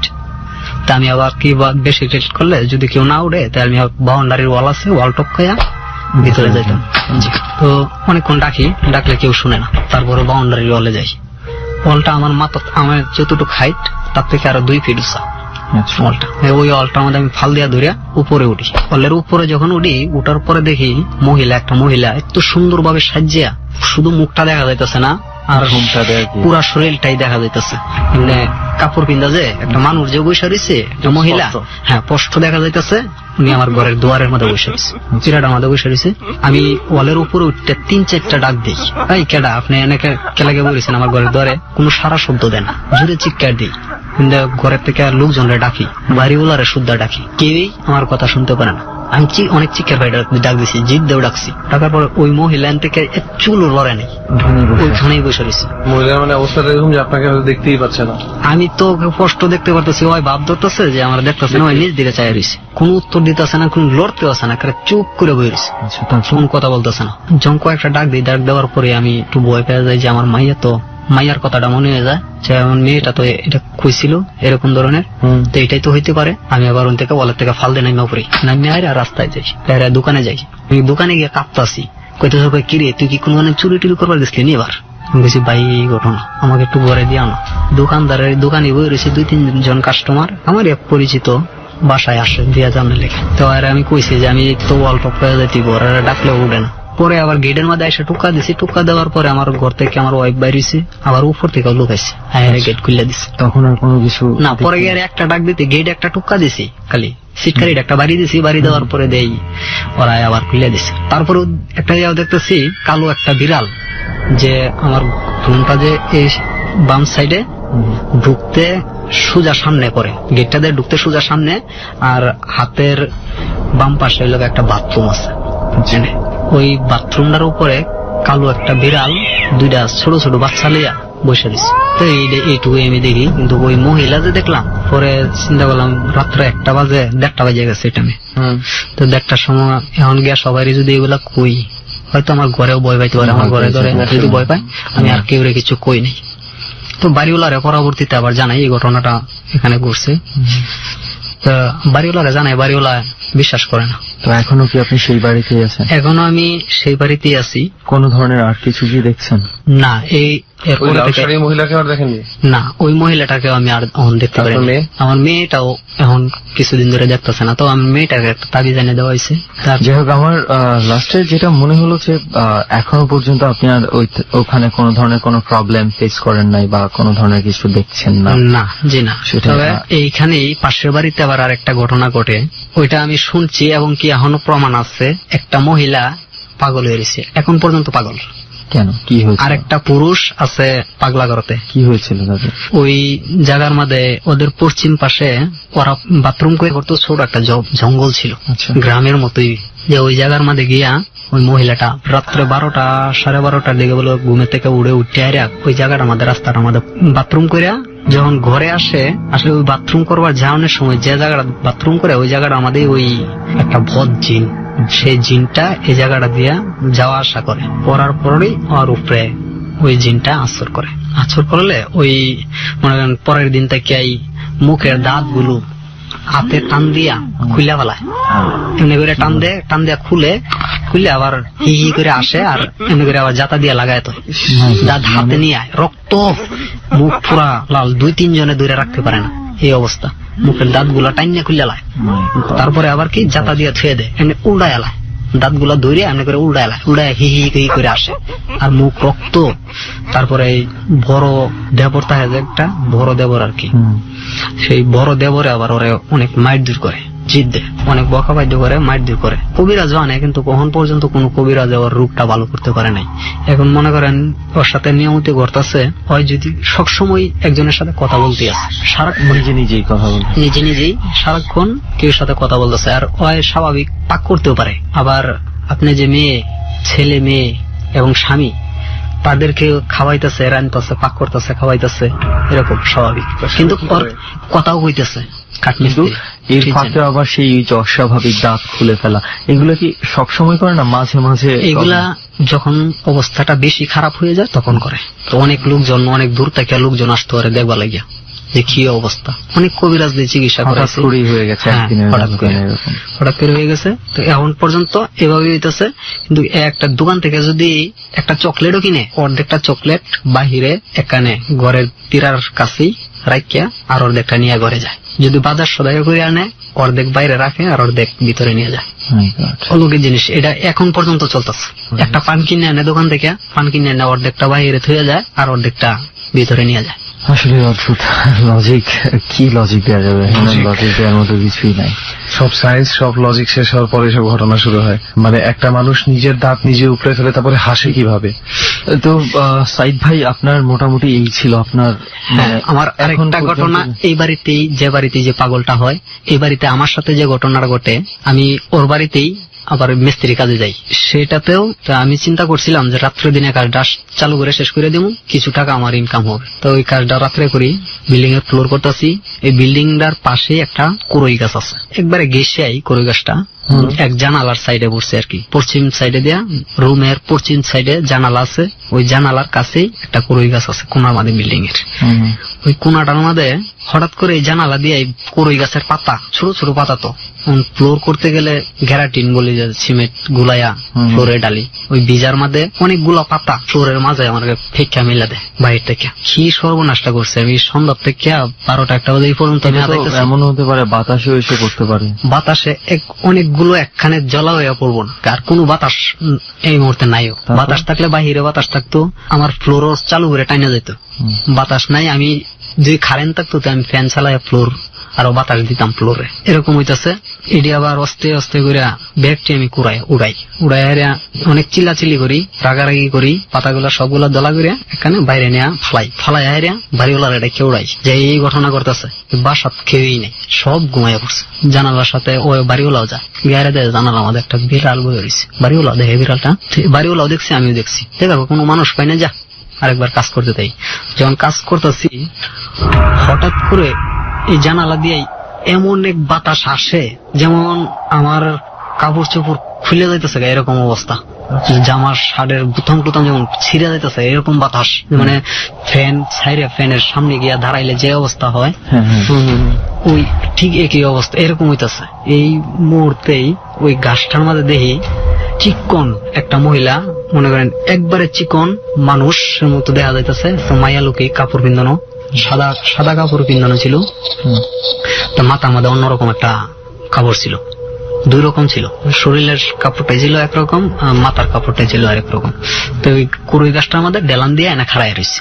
আমি এইটা দেখিয়া মানে জানালা দিয়ে আমার নজরটা যায়, যাওয়ার পরে এই জিনিসটা আমি বাতাসের মধ্যে খাড়াইতেছি, এর তো বাতাসের মধ্যে খাড়াইয়ের এই জিনিসটা দেখার পরে আমি চিৎকার দিলে আমি ফ্লোরের মধ্যে পড়ে যাওয়ার পরে আর আমি কিছু কইতে পারবো না। আমি যখন যা চেঞ্জ পিরাই তখন আমি দেহে আমার নিজের ঘরে রুমে আমি শুয়ে রয়েছি। ফ্লোরটা আবার পরের দিন আমার করতে হয়, ফ্লোরটা নষ্ট হয়ে যায়। আমি অনেকগুলো ঘটনা সাইদ ভাইয়ের কাছ থেকে জানলাম, এক ছোট ছোট করে হলেও মোটামুটি আপনার লাইফে এই ধরনের এক্সপিরিয়েন্স আমার মনে হচ্ছে যে পুরো ভান্ডারই আমি বলতে পারি। রাইট। এরকম জায়গায় বসে এরকম ঘটনাগুলো ছোট ছোট হলেও আমাদের মোটামুটি কিছু কিছু ঘটনা বেশ interesting, illogical to be honest, কারণ এইসব ব্যাপারে আসলে লজিক থাকে না বলেই হচ্ছে এগুলো মনে হয় আমরা। তারপর ওনার একটা টেন্ডেন্সি ভালো যে উনি প্রত্যেকটা জিনিসই কিন্তু একটু ঘাটায় দেখছে। হ্যাঁ, লজিক একটা খোঁজার চেষ্টা করেছে। কোথা থেকে আসলো, দেখছে যে একটা বিড়াল আছে বা এই জিনিসটা কেন হচ্ছে, আমি যে দেখি এটা কি জন্য, that is a good thing. এটা আমাদের করা উচিত। বা ওনার অ্যাসিডের যে ঘটনাটা বললো, শার্টটা কেন, মানে শার্টটা তো পুড়ে যাওয়ার কথা ছিল, যে কিছু জিনিস আপনি অবজার্ভ করেছেন নিজে থেকে। তো যেটা হলো যে সাইদ ভাইয়ের গল্প তো শুনলাম, মারাত্মক কিছু ব্যাপার ছিল, যেটা আমি বলতে চাই সবাইকেই ইনফ্যাক্ট, সেটা হচ্ছে যে কিছু কিছু সিচুয়েশন আছে যেখানে আমরা হয়তোবা ভিন্নভাবে অনেক রকম লজিক খুঁজে পাবো যে আসলে এটা ওটা হয়েছিল, আসলে সেটা হয়েছিল, সাইকোলজিক্যাল কিছু এক্সপ্লেনেশন এখানে থাকবে। বাট যার সাথে ঘটে তার তো ওই অবস্থায় কিন্তু সাইকোলজিক্যাল ডেফিনেশন নিজেকে নিজে দেওয়া সম্ভব না। সেটাই, এটা হচ্ছে যে মানে আমার সঙ্গে না ঘটা পর্যন্ত আমি কিন্তু সব সময় একটা লজিক খুঁজতে চাইবই। আর কখনো যখন এই লজিকটা খুঁজে পাবো না, তখন এই বিষয়টা আমার কাছে বেশ ভয়ের বলে। রাইট। এই ক্ষেত্রে একটা গল্প আমি সবাইকে বলতে চাই, এটা আমি অনেক ছোটবেলায় শুনেছি, যে 7-8 জন বন্ধু মিলে বাজি ধরে, তাদের মধ্যে 2-3 জন ছিল হিন্দু ফ্রেন্ডস। তো তারা বলে যে রাত্রে নাকি শ্মশান ঘাটে কি নাকি হয়, এই ধরনের একটা ব্যাপার নিয়ে তাদের মধ্যে একটা ঝগড়াঝাটি হয়। তো একজন খুব ভীতু থাকে, তো তাকে চ্যালেঞ্জ দেওয়া হয় যে তুই পারলে এক রাত শ্মশান ঘাটে থেকে দেখা। পরবর্তীতে সে যখন থাকতে যায়, তো থাকতে যাওয়ার পরে সে প্রচন্ড ভয় পাচ্ছে, মানসিকভাবেই সে ভীত, ঠিক আছে, আগে থেকেই সে ভীতু বলেই তাকে এই ধরনের চ্যালেঞ্জ দেওয়া হয়েছে। তো এক পর্যায়ে রাত্রে যখন 2টা-2:30 বাজে, তার পক্ষে আর সম্ভব হচ্ছিল না থাকা। বিভিন্ন রকম শব্দ যা হয় ইউজুয়ালি রাতে, প্রাকৃতিক যে শব্দগুলো হয় ওগুলোই কিন্তু ভয়ঙ্কর মনে হয়। সে হচ্ছে হঠাৎ করে উঠে দৌড় দিয়ে চলে আসা শুরু করে, বসেছিল তো এমন সময় পিছন থেকে তার ধুতি টান দিয়ে ধরে কেউ, এবং সে ইনস্ট্যান্ট ওইখানেই হার্ট অ্যাটাক করে মৃত্যুবরণ করে। মজার ব্যাপার হচ্ছে পরের দিন ফ্রেন্ডরা যখন আনতে যায় তাকে, তখন দেখা যায় যে শ্মশানের অনেক লাকড়ির মধ্যে কোনো একটার সাথে তার ধুতি বেজে গেছে, ঠিক আছে, এবং সে কিন্তু ভয়ে মৃত্যুবরণ করেছে। আসলে ওই যে একটা কথা বলে না, কি জানি, মানে cowards die many times before their death. Right, সেটাই। তো এটা মানে প্রচলিত একটা ঘটনা। আর মানসিক ভয়ের কথা বলি না, এখানে ছোট্ট করে আমার একটা ঘটনা বলি, যে আমাদের এলাকায় মানে নদীর ধারে হচ্ছে আমাদের বাড়ি, গ্রামের বাড়ি। তো বর্ষাকালে সেখানে অনেক একদম ঘরের কাছ পর্যন্ত পানি চলে আসে।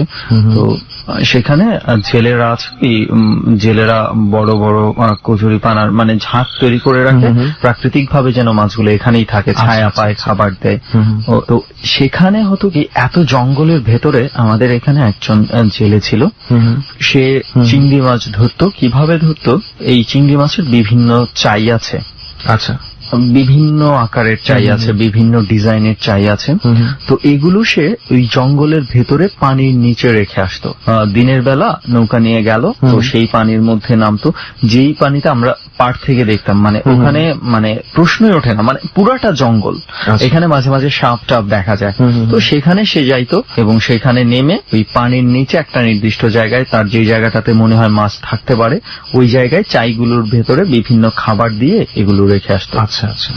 তো পরের দিন যে এসে ওগুলো আবার তুলে নিয়ে আসতো। এবং তার সবচেয়ে অদ্ভুত বিষয় ছিল, ডুব দিয়ে এত দীর্ঘ সময় থাকতে পারতো, তুই আমি বা আমরা 8-10 জন স্বাভাবিক মানুষ এভাবে থাকতে পারতাম না। এটা পারে নির্ঘাত, মানে কিছু মানুষ আমি দেখছি অদ্ভুত, মানে ও দেখা গেছে যে ডুব দিয়ে 4 মিনিট 5 মিনিট 6 মিনিট হয়ে গেছে, মানে খোঁজ নেই। তারপরে আবার ঠিকই চাই নিয়ে উঠছে এবং মাছ করছে। হঠাৎ করে সে মানে আস্তে আস্তে একটা সময় অসুস্থ হয়ে মারা গেছে। ঘটনাটা এমন হয়ে গেছে, যখন আমরা ওই আশেপাশের এরিয়াগুলোতে গোসল করার জন্য নামছি বা পাড়ার অন্যান্য মানুষজন গোসল করার জন্য নামছে, এর মধ্যে একটা রুমার উঠে গেল যে ডুব দিয়ে সেই লোকটাকে দেখতে পাচ্ছে পানির নিচে। মাই গড, ডিড ইউ? আমি যদিও দেখিনি, আমি ফিল করছিস কখনো? আমি কখনো ফিলও করিনি, কারণ হচ্ছে আমি তো ঢাকায় আমার থাকা হচ্ছে ম্যাক্সিমাম। যখন আমি যাই অনেকের কাছে আমি এটা শুনেছি, কিন্তু সিরিয়াসলি আমি অস্বীকার করব না, আমি যখন যাই আমি গোসল করার জন্য একবার যদি ডুব দেই, তাহলে কোনো না কোনো ভাবে ওইটা আমার মনের মধ্যে খোঁচা দেয়। কখনো এমনও হয়েছে ভয়ে চোখ মেলছি না, ভয় না পেয়েছে, মানে ফিলিংসটা এমন থাকে যে হয়তো চোখ খুললেই এখন হয়তো বা দেখতে পাবো। রাইট, এমন হয়ে যায়। আমি যদিও মনে করি যেটা সম্পূর্ণই মানসিক ব্যাপার। এমন হয়ে গেছে যে আমার মনে হয় এই যে আমরা যতগুলো ঘটনা শুনি, ম্যাক্সিমাম ঘটনার মধ্যে আমি জানি, এটা সবাই অলরেডি জানে, যে হাজার হাজার কোটি কোটি ভূতের গল্প থাকলেও আলটিমেটলি কিছু ব্যাপার কিন্তু খুব সিমিলার ভাবেই ঘটে যায়। Ultimately horror comes from the same place. তো সেই ক্ষেত্রে ম্যাক্সিমাম টাইমই দেখা যায় যে এই ব্যাপারটা কিন্তু থাকে, পেছনে তাকানো যাবে না, পেছনে তাকানো যাবে না। আমার মনে হয় এটা কিন্তু it's the first rule psychological defence. যেমন আমরা জানি অনেক উঁচুতে যখন আমরা উঠি, সবাই কিন্তু সবসময় বলে নিচে তাকানো যাবে না, নামতে থাকো। জাস্ট পেছনে তাকানো যাবে না বলেও কিন্তু অ্যাকচুয়ালি মানুষের কনফিডেন্সটা বাড়ানো হয়, ভয়টা পেয়েও বসতে পারে পেছনে তাকানো। হোয়াটএভার আমি যাই দেখি না কেন, হঠাৎ করে পিছনে তাকিয়ে যদি আমি দেখি তুইও দাঁড়ায় আছিস, তাও আমার ভয় লাগতে পারে। সেটাই। যাই হোক, আমরা দুজন অনেক কথা বলে ফেলেছি, যার গল্প শোনার জন্য বসে আছি আমরা তার গল্পই শুনি। আমাদের গল্প তো হয়তো এক সময় আমরা একটু একটু করে বলবো। মোকসেদুল ভাই তো আমাদের সঙ্গে আছে। মোকসেদুল ভাই কেমন আছেন? ভালো আছি, আপনি ভালো আছেন ভাই? এই তো আমরা সবাই ভালো আছি। আর এই জায়গার মধ্যে আপনাকে নিয়ে আসছি আমরা, মানে আপনি কি খুব বেশি মাইন্ড করেছেন? এমন একটা জঘন্য জায়গায় নিয়ে আসছি এত রাত্রের বেলা। না, বেশি একটা মাইন্ড করে নাই, তবে কিছুটা মাইন্ড করেছি, কিন্তু যত রাত্রে মনে হয় গভীর হবে এই জায়গাটায় অনেক ভয়ঙ্কর হয়ে আসতে পারে। আমরা অনেক সময় আমাদের শ্রোতা যারা আছে, আমরা ওই স্পটের বর্ণনাটা সবসময় বলি না। অনেকে মাঝে মাঝে প্রকৃত ঘটনা একটু জানলে ভয়ও পেয়ে যেতে পারে, সেই জন্য আমাদের সবসময় বলা হয় না। তবে হ্যাঁ, আমরা এতটুকু আপনাদেরকে নিশ্চয়তা দিই যে আমরা আসার আগে আমরা সবসময় চেষ্টা করি আমাদের এবং আমাদের সাথে যারা অতিথি থাকে তাদের যেন নিরাপত্তার বিষয়টা ম্যাক্সিমাম এবং ইদানিং আমরা স্পটের ডেসক্রিপশন দেওয়া আরো বেশি বন্ধ করার কারণ হচ্ছে যে কিছু পার্সন আমরা খোঁজ পেয়েছি যারা এরকম জায়গাগুলোতে যাওয়ার চেষ্টা করেছে এবং ভূত নয় মানুষের পাল্লায় পড়ে কিন্তু অনেক রকম বিপদে পড়তে পারে না। সেই জন্য এখন আমরা স্পেসিফিক করে আমরা বলছি না, কারণ আমরা কিছু ঘটনা এরকম পেয়েছি ওই নাম শোনার পর সেখানে যে বিভিন্ন মানুষ বিভিন্ন ধরনের কর্মকাণ্ড করার চেষ্টা করেছে। যাই হোক, আজকেও এই জায়গাটার নামও বলছি না। মকসুদ ভাই, আপনার ঘটনাটা শুনি। প্রথম আমার সাথে ঘটনা ঘটে আমার 15 থেকে 16 বছর যখন বয়স, তখন আমি আমার এক ওস্তাদের সাথে থাকি। কি ধরনের ওস্তাদ? এই যে প্যারানরমাল ব্যাপারে যেগুলা যে ঘটে মানুষের সাথে, এগুলা নিয়ে অনেক কবিরাজি বিষয়ে ঘাটাঘাটি করতো উনি। না, এটা ওনার মানে ধর্মের প্রতি এত সুন্দর একটা নজর দেখে আমরা অলরেডি বুঝতে পেরেছি। জি, উনি এইসব বিষয় নিয়ে অনেক এই জিনিসগুলো জানার জন্য আপনি তাকে ওস্তাদ বলে মানেন? জি জি জি, ওনার কাছ থেকে এই ধরনের বিষয়গুলো আমি শিখার জন্য তাকে আমি ওস্তাদ মানি। আচ্ছা আচ্ছা। আপনি যেখানে কথা বলছেন এটা কোথায়? এটা আমাদের গ্রামের বাড়িতে, গাইবান্ধা। গাইবান্ধা। জি জি গাইবান্ধা থেকে আমরা কিছুদিন আগে আসলাম সেখান থেকে। জি জি। গাইবান্ধার কোথায় আপনার বাড়ি? গাইবান্ধা সদরে, গাইবান্ধা সদর থেকে 6-7 কিলোমিটার দূরে আমার ভিতরে। ওকে, তারপর কি হলো? তারপর ওই যে ওস্তাদের সাথে অনেকদিন ছিলাম, ওনার কাছে থেকে অনেক ছোটখাটো অনেক কিছু আমি শিখেছি। শেখার পরে ওনার কাছে একটা বড় ধরনের একটা জিনিস আমি শিখতে চাইলাম। ঠিক আছে, উনি আমাকে বললো, আচ্ছা তোকে এটা শিখাবো, কিন্তু তোর কাজও করবি এবং তুই শিখেও যাবি। তখন আমি ওনাকে বললাম যে কি কাজটা করতে হবে, এখন কোনটা শিখাবেন আপনি? আচ্ছা মুকসাদুল ভাই, আমার তো একটু জানতে ইচ্ছা করছে যে আপনি আসলে কি শিখতে চেয়েছিলেন আপনার ওই ওস্তাদের কাছে? তা আমার ওস্তাদের কাছে আমি কিছু বাজে কিছু বিষয় আমি তার কাছে জানতে চাইছিলাম, শিখতে চাইছিলাম। কেন আমার কিছু খারাপ উদ্দেশ্য ছিল, মানুষকে একটা মানুষকে কিভাবে বশ করে রাখা যায় নিজের কাছে, নিজের আয়ত্তে নিয়ে আসতে হয়। বুঝতে পেরেছি, তৌফিক কালামের একটা অংশ, অনেক ধরনের নাম আছে, ওই স্পেসিফিকেশনে না যেয়ে আপনি বলেন। তার কাছে আমি ওইটা শিখতে চাই। তখন আমাকে সে বলে, আচ্ছা তুমি যদি শেখো তাহলে আমাকে একটা কাজ করে দিতে হবে। কি কাজ? কয় তোমাকে শ্মশানে যাইতে হইব। আমি বললাম কোন টাইমে যাইতে হইব? কয় মাগরিবের আজান যখন দিব এই টাইমে তুমি তখন বাড়ি থেকে রওনা দিবি। তখন আমাকে বলে যে শ্মশান থেকে মাটি আনতে হবে। আমি বললাম যে কোন টাইমে? তখন সে বলল যে তোমাকে মাগরিবের আজানের পরেই যেতে হবে। আমি ঠিক ওইভাবেই মনে করেন যে ওনার কথা মতো, কিন্তু ইতিমধ্যে উনি আমাকে শরীরটা অনেক বন্ধ করে দেয়। ঠিক আছে, যে বন্ধ করে রাখে যে শরীর, উনি আমাকে শরীরটা বন্ধ করে দেয়, একটা তাবিজ দেয় আমার কাছে। আমি তাবিজটা নিয়ে শেখে শ্মশানের কাছে যাই। শুনছেন আপনি, ডরের রেসিপিটা নিশ্চয়ই মনে আছে। আরো একবার মনে করিয়ে দিচ্ছি, রাত যত গভীর হবে রেসিপিটার সাথে যদি আপনি থাকতে পারেন, ডর কিন্তু বেশ জমবে। একলা ঘর, পুরোপুরি অন্ধকার, এবং সেই ঘরটাতে কিংবা একটা নির্জন জায়গাতে শুধুই আপনি। এরপর ঘরের জানালাটা হালকা করে খোলা রাখুন। রেডিওতে আপনি একেবারে পরিষ্কার শব্দে ডর শুনতে পাচ্ছেন এরকম একটি জায়গা নিশ্চিত করুন। এরপর শুনতে থাকুন ডর। ডর মানে আমরা বলি ভয়, এবং এই ভয়টাকে সত্যি সত্যি উপলব্ধি করতে হলে ডরের এই রেসিপিটা আপনাকে অবশ্যই মানতে হবে। আপনি ডর শ্মশানের কাছে গিয়া মাটিটা নেয়া আর একটা লাকড়ি নেই। লাকড়ির কথা বলছিল যে লাকড়িটা আনতে হবে। ওই লাকড়িটা পোড়া লাকড়ি, যে অর্ধেকটা পোড়া, অর্ধেকটা আর কি মনে করেন যে কাঁচা নিভে গেছে, মানে চিতায় ব্যবহার করা হয় এই ধরনের কোন লাকড়ি একটা ওখানে আছে, কিন্তু অনেক কয়টা আছে। আমি একটা নিছি, আমি কিছু দূর হেঁটে আসে, কিন্তু উনি আমাকে একটা কথা বলছে যে তুমি পিছের দিকে তাকাইবে না কোনো সময়, পিছের দিকে তাকালে কিন্তু তোমার ক্ষতি হবে। তখন আমি ওনার কথা মতো কোনো পিছের দিকে কখনো তাকাইনি। পিছের দিকে না তাকিয়ে আমি মাটি আর লাকড়ি নিয়ে হাঁটতে শুরু করছি। কিন্তু আমি প্রায় আমার বাড়ির কাছাকাছি এসে পড়ছি, আর 2টা জমি পার হলে আমি আমার বাড়িতে যেতে পারবো। আচ্ছা, তখন ওই টাইমে দেখুন পুরো যেন অন্ধকার নেমে আসলো। মানে কি এর আগে কি অমাবস্যা বা চাঁদ ছিল না, বা আলো ছিল? হালকা আলো ছিল। আচ্ছা আচ্ছা আচ্ছা, ঠিক আছে। ওই আলোটা পুরোটা চতুর্দিক থেকে অন্ধকার আসতেছে। তখন আমার কিছু একটা ছোট মানুষ তো তখন আমি, তখন আমার কিছু একটা ভয়ঙ্কর একটা কিছু শব্দ হইতেছে চতুর্দিক থেকে। আবার দেখি আমার মাথার উপরে কতটি চিল যেন উঠতেছে, যেন আমাকে ধরবো, এরকম ধরনের কিছু। তখন আমি ভয় পেয়ে মাটিটা ফেলে দিই আর লাঠিটা ফেলে দিই। আচ্ছা, সঙ্গে সঙ্গে দেখি যে একদম ফর্সা হয়ে গেল, মানে যা ছিল তাই স্বাভাবিক সম্ভব না, রাতের বেলা স্বাভাবিক হয়ে গেছে, আগে যে এরকম ছিল এরকম হয়ে গেল। তখন আমি আস্তে করে বাসায় আসলাম।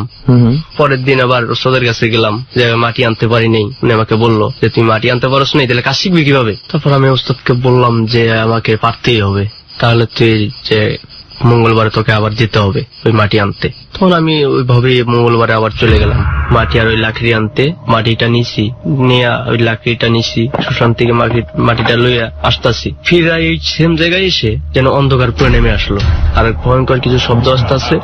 তখন আমি এটা দেখে মনে করেন যে অনেকটা ভয় পাইলাম, যে আমার মনে মনে একটা ধারণা যে আমাকে শিখতে হইব, না পারলে তো আমি শিখতে পারবো না। ভিতরে অনেক আমার ভয় কাজ করতেছে, অনেক ভয় কাজ করতেছে। এরপরও আমি সাহস করতেছি মনে। কিছু দূর আগে আসছি, আবার আইসা দেখি যে জমির আইল থাকে, ওই আইলের মাঝে 2টা সাপ পেঁচাইয়া আইলের মাঝে এক লগে 2টা বয়ে রয়েছে ঠানা ধইরা। হ্যাঁ, সাপ 2টা দুজন আমার দিকে তাকিয়ে রয়েছে। তখন আমি ওটা দেখে ওস্তাদকে ওয়াদা দিছি যে আমাকে এটা করতেই হবে।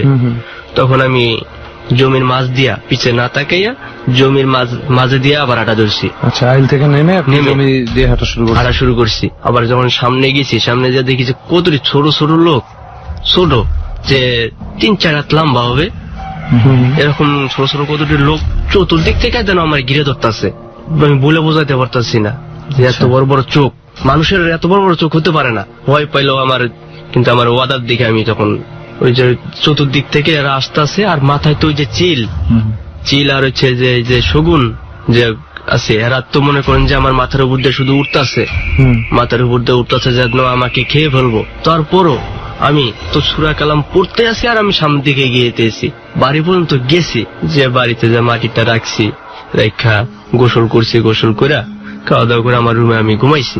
আচ্ছা, আমার রুমে ঘুমাইছি, আমাদের রাত্রে আমার আর ঘুম আসে না। আমার রুমের চতুর্দিক থেকে রাত্রে শুধু খালি বেড়াইতেছে, যেন লাঠি দিয়ে বেড়াইলে যেরকম শব্দ হয় না, এরকম শব্দ হইতেছে ঘরের মধ্যে। হ্যাঁ, আমার ঘরের শব্দ পাইছে না, আমার বাসার আর কেউ শব্দ পায় নাই, শুধু আমি শুনতাছি।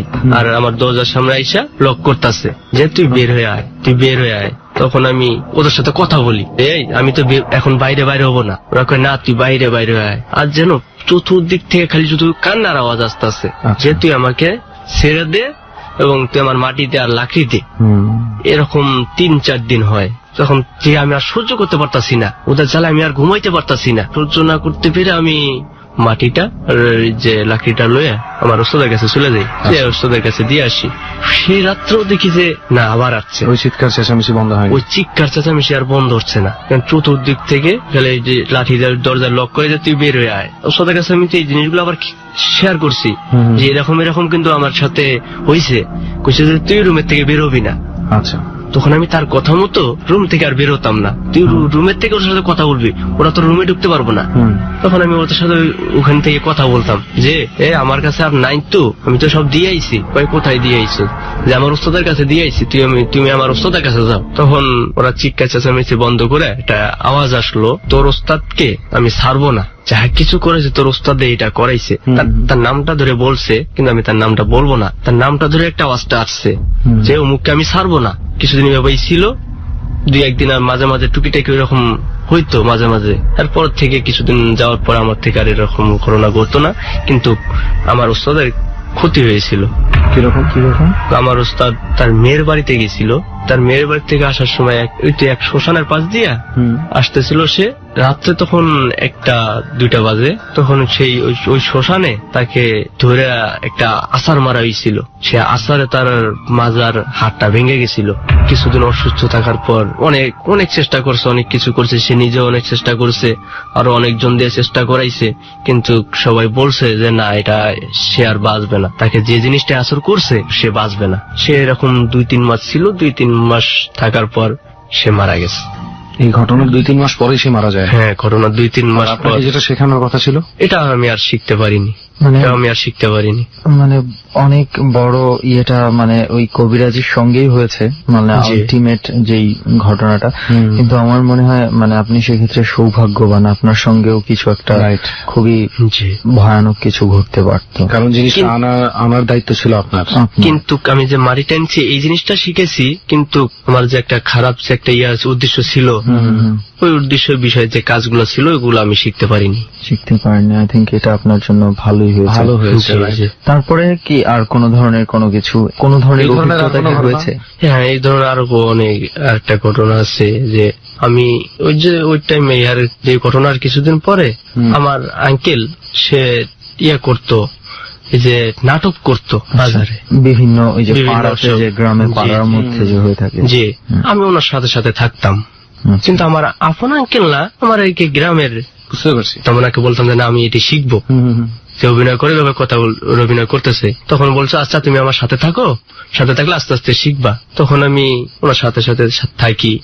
একদিন রাত্রে অনুষ্ঠান করার পর আমি বাসায় ফিরছিলাম, কিন্তু আমার এই আঙ্কেলের বাড়িটা আগে আর আমার বাড়িটা হচ্ছে পিছে, আরো একটু সামনে, ওনার বাড়িটার আরো সামনে, যে আরো 20 মিনিট লাগবো হাইটা দেখতে।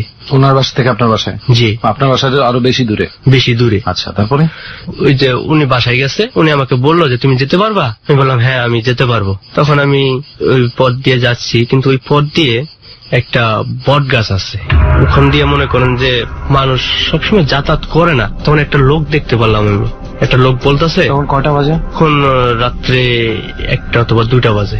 আমি যে পথে যাবো ওই পথে দেখি যে একটা লোক যাইতেছে। তখন ওনাকে আমি জিজ্ঞেস করলাম আপনি কোন দিকে যাবেন? কয় আমি এই দিক দিয়ে সোজা যাবো। আমি তো এই দিক দিয়ে যাবো। তখন বললো আচ্ছা ঠিক আছে তুমি আমার সাথে আসো। ওনার সাথে আমি যাচ্ছি, কিন্তু ওই বট গাছের নিচে দিয়ে যেতে হবে।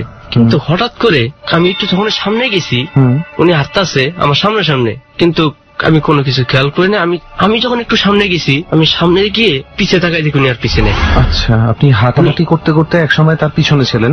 হ্যাঁ, হাঁটতে হাঁটতে একসময় কোনো একভাবে আপনার স্পিড বেড়ে আপনি তাকে পার করে সামনে গেছি। তখন পিছনে তাকায় দেখেন উনি আর নাই। That is amazing. তারপর তখন ওই বট গাছের কাছাকাছি আমি আসছি, ওই জায়গায় এসে উনি নাই। তখন আমার অনেক ভয় কাজ করতেছিল। আস্তে আস্তে আমি হাঁটতাছি, যে আমাকে তো ভয় পেলো, তো আমাকে এখান থেকে যেতে হবে। আল্লাহকে ডাকতাছি, দোয়া পড়তাছি আর যাচ্ছি। কিন্তু যখনই ওই যে বট গাছের নিচে গেছি, ওই বট গাছের নিচে আবার ওখানে একটা মাদ্রাসা আছে। আচ্ছা, শুধু একটাই ঘর ওখানে, যা সকালবেলা মুক্তব পড়ানো হয় সকালবেলা ওখানে। আচ্ছা আচ্ছা, একটু হাঁটতাছি, ওখানে একটা কিরকম যেন একটা ঘ্রাণ বেরোলো, সুন্দর একটা ঘ্রাণ বেরোলো। আচ্ছা, ওই ঘ্রাণটা শুনে আমি আমি ঠান্ডা হয়ে গেলাম। এরকম লাগতেছে আমার কাছে, যে আমার যে একটা শরীরে যে একটা যে বোঝা ছিল, একদম শরীরে হালকা হয়ে গেল আমার ওই জায়গায় ঘ্রাণটা শোনার পর। এদিক ওদিক তাকাই দেখলাম কিছু নাই। হঠাৎ করে সামনে দেখি এক মুরব্বী লোক পাঞ্জাবি পরা, সে আমার সামনে হাঁটতাছে। আমি ওনার সামনে ওনার পিছিয়ে হাঁটতাছি, কিন্তু আমি যত যে ওনার সাথে যাবো আমি, মানে আপনি ওনার পাশে পৌঁছাতে পারছেন না, পাশে পৌঁছাতে পারতাছি না। কিন্তু যতটুকু ততটুকুই দূরত্ব থাকতেছে, কিন্তু আমি যে স্পিড বাড়াইতেছি, তারপর ওনার কাছে যাইতে পারতাছি না। কিন্তু ঠিক ওই সময় পর্যন্ত, আমার বাড়ি পৌঁছা পর্যন্ত উনি আমাকে আমার সামনে গেছে, যে ওখানে যে একটা আওয়াজ হলো, তুই তো আজকে অনেক একটা বিপদের মুখে পড়েছিলি, তোকে রক্ষা করে তোকে নিয়ে আসলাম, তুই এখন সুন্দর বাসায় যা। বিপদের মধ্যে কি বা কোনো কিছু আপনি আর জানতে পারেননি? এই জিনিসটা কিছু বুঝতে পারি নাই আমি। তো আচ্ছা মুকসুদ ভাই, আপনি তো একটা বিপদে অনেক বড় একটা বিপদে পড়তে গিয়েও বেঁচে গেছি। আর কোন ধরনের কি কোনো কিছু আপনি এই ধরনের ঘটনা ঘটেছে নাকি? হ্যাঁ, আমার সাথে এরকম ধরনের আরো দুটো ঘটনা ঘটছে। যেমন আমি গ্রাম থেকে ঢাকায় আসি, আমি তখন রড মিস্ত্রি কাজ করতাম।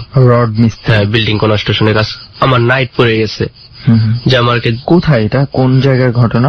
ঢাকায়? আমি কাজ করতেছিলাম মিরপুরে। মিরপুর কত নাম্বার? 1 নাম্বার। আমি মসজিদে 1 নম্বরে মসজিদে আমি কাজ করতেছি। হঠাৎ করে আমার নাইট পড়ে গেছে। জরুরি কাজ করে তাড়াতাড়ি করতে হবে, এরকম একটা চাপ পড়ে গেছে। প্রতিদিনে নাইট করতেছি, কিন্তু হঠাৎ একদিন প্রতিদিন 12টা পর্যন্ত করতাম, কিন্তু একদিন চাপের কারণে 2টা পর্যন্ত করতে হবে। সে আমি 2টা পর্যন্ত কাজ করি। 2টা পর্যন্ত কাজ করার পর আমি বাসার দিকে রওনা দিই। ওখান থেকে আমার বাসা 2 কিলোমিটার হবে। তখন আমি ওখান থেকে 1 নম্বর মাজারের সামনে আসি। তখন আমি ওখানে চিন্তা করলাম যে এখন তো আর রিক্সা পাবো না এখানে, 1 নম্বর শালি মাজারের সামনে দেখতে হবে। তখন আমি 1 নম্বর শালি মাজারের কাছে আসি। আইসার দিকে ওখানে কোনো রিক্সা পাই না, যদিও পাই সে ওইদিকে যেতে চায় না। তখন আমি আস্তে আস্তে হাঁটা দিলাম। ওই জায়গায় একটা খটকা লাগলো আমার। আমি ওই পাশে 2টা পথ আছে, একটা সংক্ষেপ আর একটা দ্রুত। একটা সংক্ষেপ আর একটা দূরে, আর একটা ঘুরে যেতে হয়। ওখানে আমার যে খটকা লাগলো, যে সংক্ষেপ যে পথটা আছে, ওই পথটা যে আমার সাথে এক সময় কোনো একটা আমি ওখানে কোনো কিছু একটা দেখতে পাই। আমি এই কারণে ওই দিক দিয়ে যাবো না, আমি যে দূরে যে পথটা ওই দিক দিয়ে যাবো। কিন্তু ওখানে যে আবার 2টা রাস্তা আছে।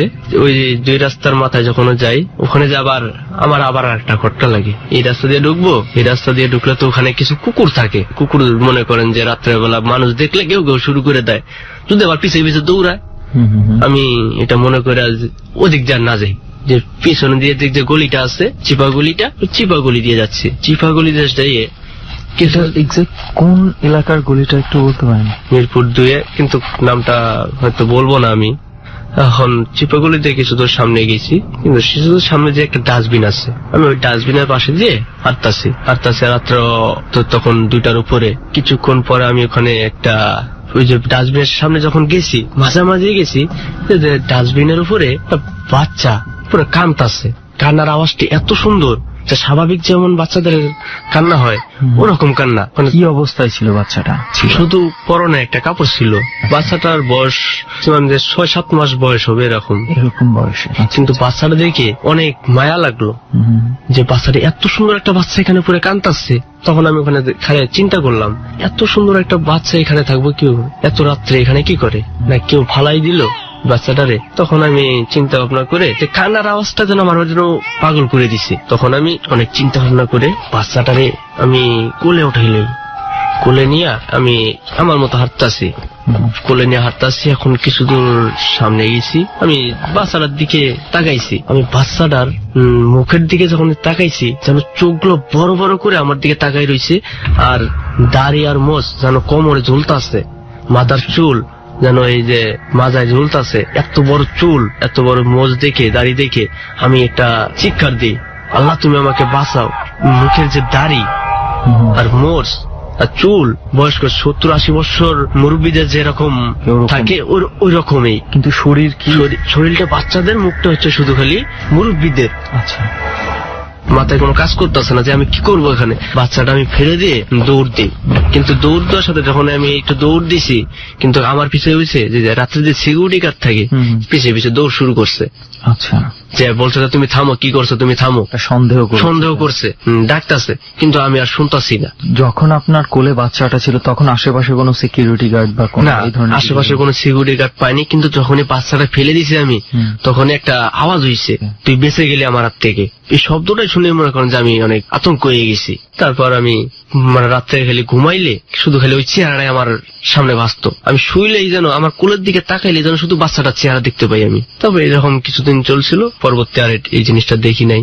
আচ্ছা, আপনি একটা কথা বলছিলেন যে আপনি ওই যে ওখান থেকে আসার সময় একটা শর্টকাট রাস্তা আছে, সেই রাস্তাটা দিয়ে আপনি আসেন নাই, কারণ কোন এক সময় আপনি এই রাস্তাটাতে ভয় পেয়েছিলেন। এই রাস্তাটাতে আসলে কি হয়েছিল?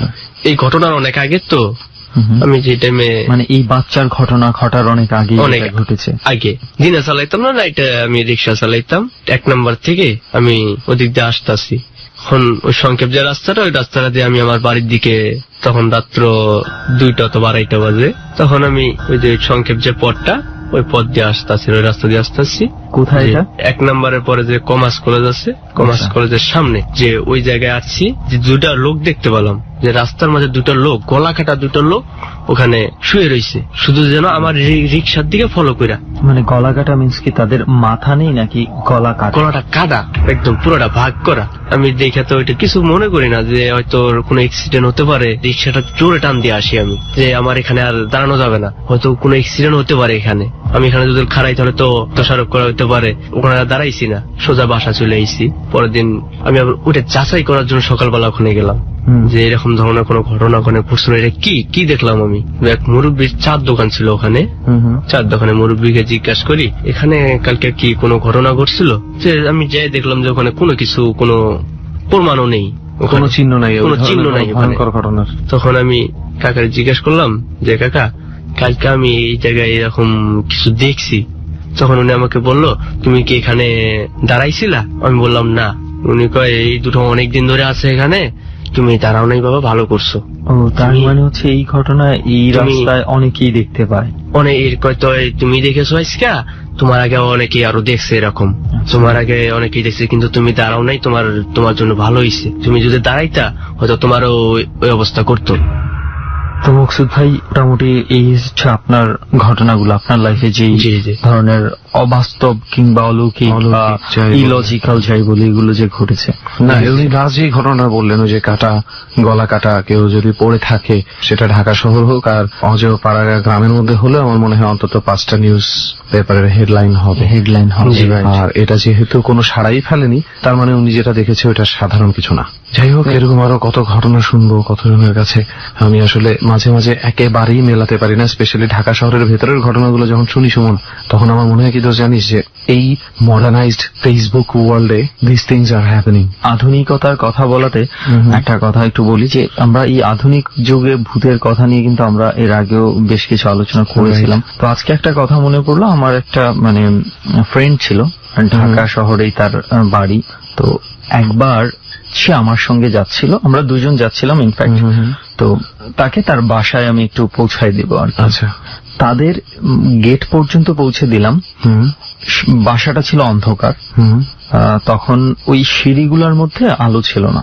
সে মেয়ে ছিল, তো তখন সে মানে একটু রিকোয়েস্ট করছিল যে তাকে একটু বাসা পর্যন্ত দিয়ে আসা। আচ্ছা আচ্ছা।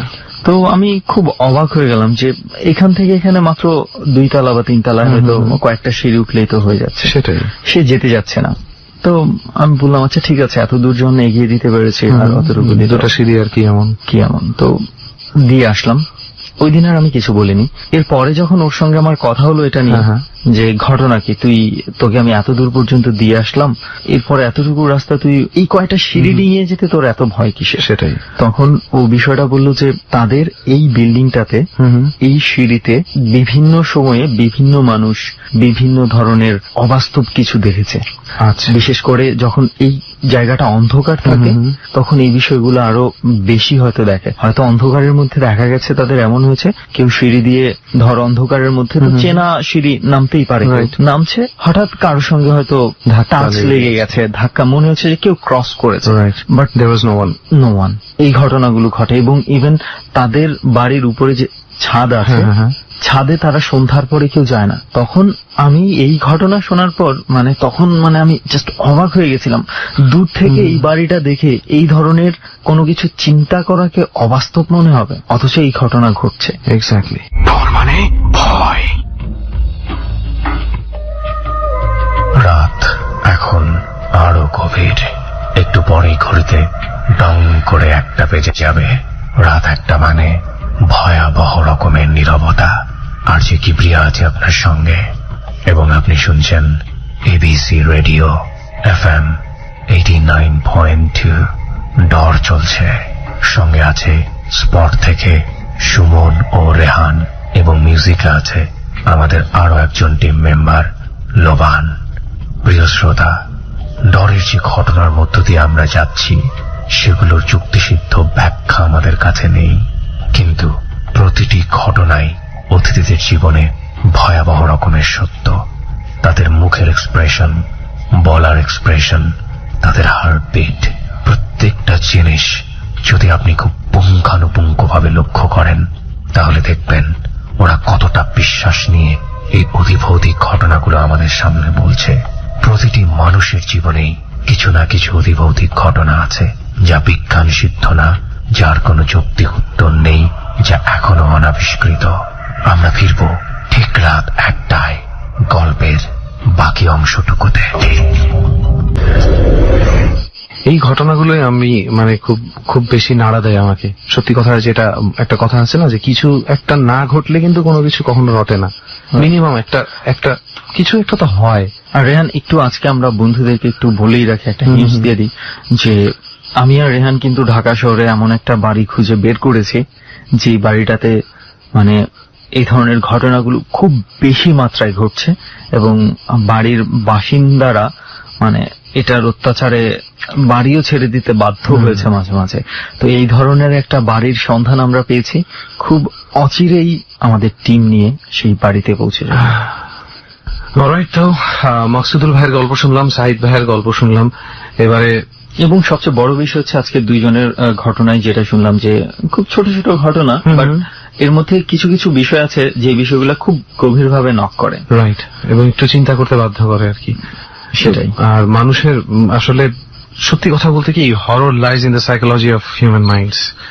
এটা চিন্তা করেই আমাদেরকে গল্পগুলো শুনতে হবে, গল্পগুলো বুঝতে হবে। আর যার সাথে যতটুকু এক্সপেরিয়েন্স ঘটেছে সে বুঝবে কতটুকু সত্য আর কতটুকু মিথ্যা। তো যাই হোক, আমরা সেই গল্পগুলো থেকে বের হয়ে আসি। থ্যাংক ইউ সাইদ ভাই, থ্যাংক ইউ মাকসুদুল ভাই। এবার চলে আসবো আপুর কাছে। রুমা, কেমন আছেন আপনি? মোটামুটি ভালো আছি। ওয়েল, আমরা আসলে আমার মনে হয় we should get into the story. তো রুমা, আপনার জার্নি সম্বন্ধে একটু বলেন, আপনার সম্বন্ধে একটু বলেন। পরিচয়টা জানি আপনার, আপনি কি করছেন, কি নাম, কোথায় থাকেন? আমার নাম রুমা, আমি ইন্টার ফার্স্ট ইয়ারে পড়ি, আর আমার গ্রামের বাড়ি ঠাকুরগাঁও। বর্তমানে ঢাকায় থাকছেন? হ্যাঁ, বর্তমানে ঢাকায় থাকি। এই ধরনের ভৌতিক জিনিসের সঙ্গে আপনার প্রথম ইন্ট্রোডাকশনটা কিভাবে, আপনার লাইফে প্রথম অদ্ভুত কিছু ঘটা শুরু হলো কবে? প্রথমে আসলে যখন আমি বেবিতে পড়ি, আমাদের এলাকায় একজন মহিলা ছিল, খুবই কালো, অদ্ভুত টাইপের, ভূত ভূত চেহারা মনে হয়। হ্যাঁ, ওনার চেহারাটা আসলে যে অন্ধকারে কেউ দেখে অলরেডি ভয় পেয়ে যাবে। ওনার মধ্যে কিছু অদ্ভুত ধরনের জিনিস দেখা যায়। উনি কি জাদু টোনা টাইপের কিছু করতেন বা এই ধরনের কিছুর সাথে জড়িত ছিলেন? হ্যাঁ, এইগুলা উনি করে, কারণ উনার পাশেই একজন মাহাত থাকে, তো উনি এগুলোর সাথে জড়িত, বিভিন্ন ছেলেদেরকে কবজ করে। তো ওখান থেকে কিভাবে আপনার প্রথম ভয়ের ইয়ে হলো উনাকে দেখে? উনি আসলে এমনিতে দেখতাম, ভয় হতো রাতের বেলা দেখলে, বাট একদিন রাতে আমি একা শুয়ে আছি, তো তখন রাত 3টা 3:30 হবে। তো ওই মহিলা কি কারণে আমাদের ঘরের পেছনে জানলা দিয়ে মানে মুখটা ঢুকাই দেওয়ার কারণে এত বিশ্রী দেখা যাচ্ছিল, আমি এত ভয় পাই চিৎকার করি। তো তারপর মহিলা এখান থেকে চলে যায়, ওনার পেছনে অনেকে ছুটতে থাকে কিন্তু ওনার দেখা পায় না। আচ্ছা, ওই ছোট বয়সে ওই ধরনের বিকৃত চেহারাটা হঠাৎ করে রাতের বেলা দেখে আপনি যে ভয়টা পেয়েছেন, প্রথম এই ধরনের ভয়ের সঙ্গে আপনার সাক্ষাৎ ঘটে? হ্যাঁ, আমাদের ডট টিমের কাছে যেটা শুনেছিলাম আপনার হচ্ছে খালার এখানে কিছু একটা ঘটেছিল আপনার লাইফে, সেটা কি ছিল? আসলে আমার খালার বাড়িটা এমন একটা জায়গায়, এক পাশে গোরস্থান, এক পাশে শ্মশান কালী মন্দির, যেখানে লাশ পোড়ানো হয় হিন্দুদের। তো দুটোই অনেক বড় বড় জায়গা, পুরাতন, আর পেছনে নদী আছে, তো সেখানে অনেক বড় বড় পুরাতন দিনের গাছও আছে। তো একদিন আমি খুব একটা প্রয়োজনে খালার বাসায় হয়তো রাতে আমাকে যেতে হয়েছে, তো সেখানে যাওয়ার পথে পেছনের দিকে একটা অনেক বড় গাছ হঠাৎ করে মনে হচ্ছে মানে ভেঙে পড়ে গেছে। এখন আমি পেছনের দিকে যখন তাকাই দেখি যে না, গাছটা আবার উঠে গেছে। তো আপনি উঠতে দেখেছেন গাছটাকে? হ্যাঁ, আমি উঠতে দেখেছি, মানে যে সাটাম করে উঠলো চোখের পলকে, এটা আমি বুঝতে পারছি। আর একটু ভেতরে যখন গেছি সেখানে আরেকটা বড় গাছ, তো সেখানে 4-5টা চোখ, মানে বড় বড় চোখ, মানে গাছের দুপাশে ঘুরতেছে, মনে হচ্ছে যে আমার খুবই কাছে আসবে, কিন্তু মানে কেন জানি হঠাৎ করে চোখগুলো উধাও হয়ে যায়। আর আমি তখন কি, আমি বুঝতে পারছি না, চোখ বলতে কি শুধুই চোখ, কোনো মুখমণ্ডল নেই? মুখমণ্ডল নেই, শুধু বিশ্রী বিশ্রী কেমন রক্ত মাখা কালো চোখ, দুটো মানে কালো কালো মনি। আচ্ছা, রক্তাক্ত, এইভাবে তাকায় আছে। আর তখন আমি গান শুরু করে দিই। আসলে ওই গান গাওয়ার লজিকটা কি, মানে নিজের মনের মধ্যে ভয়টাকে একটু মন থেকে সরানোর জন্য? হ্যাঁ, আমি গানটাকে একটু ডাইভার্ট করার জন্য। হ্যাঁ হ্যাঁ, যেন ওইখানে আমার মনটা না থাকে, আমি যেন গান গেয়ে ওই ভয়টা থেকে একটু হলেও মানে দূরে থাকতে পারি। আচ্ছা আচ্ছা। তো আরো কিছু শুনেছিলাম আমরা ডট টিমের কাছ থেকে, আপনার মানে মাছ ধরার মানে ছোটবেলায় আপনার কিছু অভ্যাস ছিল? হ্যাঁ, আমি দিনে রাতেই মাছ ধরতাম। তো গ্রামের বাড়িতে ঠাকুর? হ্যাঁ, আমার বাড়ির পাশেই নদী, গ্রামের নাম জমিদার পাড়া। আচ্ছা। তো সেদিন রাতে সবাই যার যার মতো চলে গেছে, বাচ্চারা ঘুমাই গেছে, বাচ্চাদেরকে নিয়ে মাছ মারতাম। তো একদিন আমরা বাটি পেতে আটা দিয়ে মাছ ধরার জন্য নদীর ধারে রাখি, তো কেউ না যাওয়ার কারণে আমি যাই। যাওয়ার সময় রাতের বেলাতেই যান? হ্যাঁ, রাতের বেলা, তখন 12:30 বাজে। 12:30 বাজে? তারপর মাছ ধরতে গেছি, এখন মাছের বাটি তুলবো, এর মধ্যে একটা মানে খুব আলো, অনেক একটা বড় আলো আমার এত কাছ দিয়ে গেছে, মনে হয় যেন আমার গায়ের মধ্যে যদি পড়তো হয়তো আমার গায়ের কিছু অংশ জ্বলে যেত। তো সেই আলোটা আমার কাছে আসতে পারেনি। তো নদীর উপর থেকে একটা অদ্ভুত টাইপের আওয়াজ পাইলাম, বাইচা গেলি, আজকের মতো বাইচা গেলি, তোর কাছে আসতে পারি না কেন। তারপরে আমি বাসায় সবাইকে জানাই যে এরকম একটা আওয়াজ হয়েছে। তো এর মধ্যে একজন কবিরাজ আমাদের বাসায় নিয়ে আসা হয়, যে আমার সাথে এরকম কিছু সত্যি আসলে হয়েছে কিনা। তো উনি বলে যে হ্যাঁ, আসলে এই নদীর পাড়টা খুব একটা ভালো না, এখানে পাশে লাশ পোড়ানো হয়, এটা আসলে একটা ভয়ঙ্কর জায়গা, এখানে বিভিন্ন মানুষের আত্মা ঘুরে বেড়ায়। আর একটা সবচেয়ে বড় কথা হচ্ছে যে যেখানে লাশ পোড়ায় সেখানে আমি একদিন খেলতে খেলতে একটা মরা মানুষের মাথার খুলিও মানে দেখতে পাইছি। তো সেটা দেখতে পাওয়ার পরে আমি দৌড়ে চলে যাই বান্ধবীদের কাছে, ওদেরকে নিয়ে আসি, আইসা দেখি যে খুলি নাই, উধাও। তারপর থেকে আর ওই জায়গাগুলোতে একটু খুব কম যাই। এরপরে আর কি কোনো ধরনের ঘটনা আছে আপনার? হ্যাঁ, আমি তখন ক্লাস 9-এ পড়ি, খুবই শীতের সময়, আমি বাংলা বান্ধা একটা প্রোগ্রামে গিয়েছিলাম। তো সেখান থেকে অনেক রাত হয়ে গেছে, তো মামা বললো তোকে একটু আগে দিয়ে, আমি বলছি লাগবে না, আমি ভয় পাই না, আমি একা যেতে পারবো। আর কয়টা বাজে আনুমানিক তখন? তখন 1:30-2টা বাজে।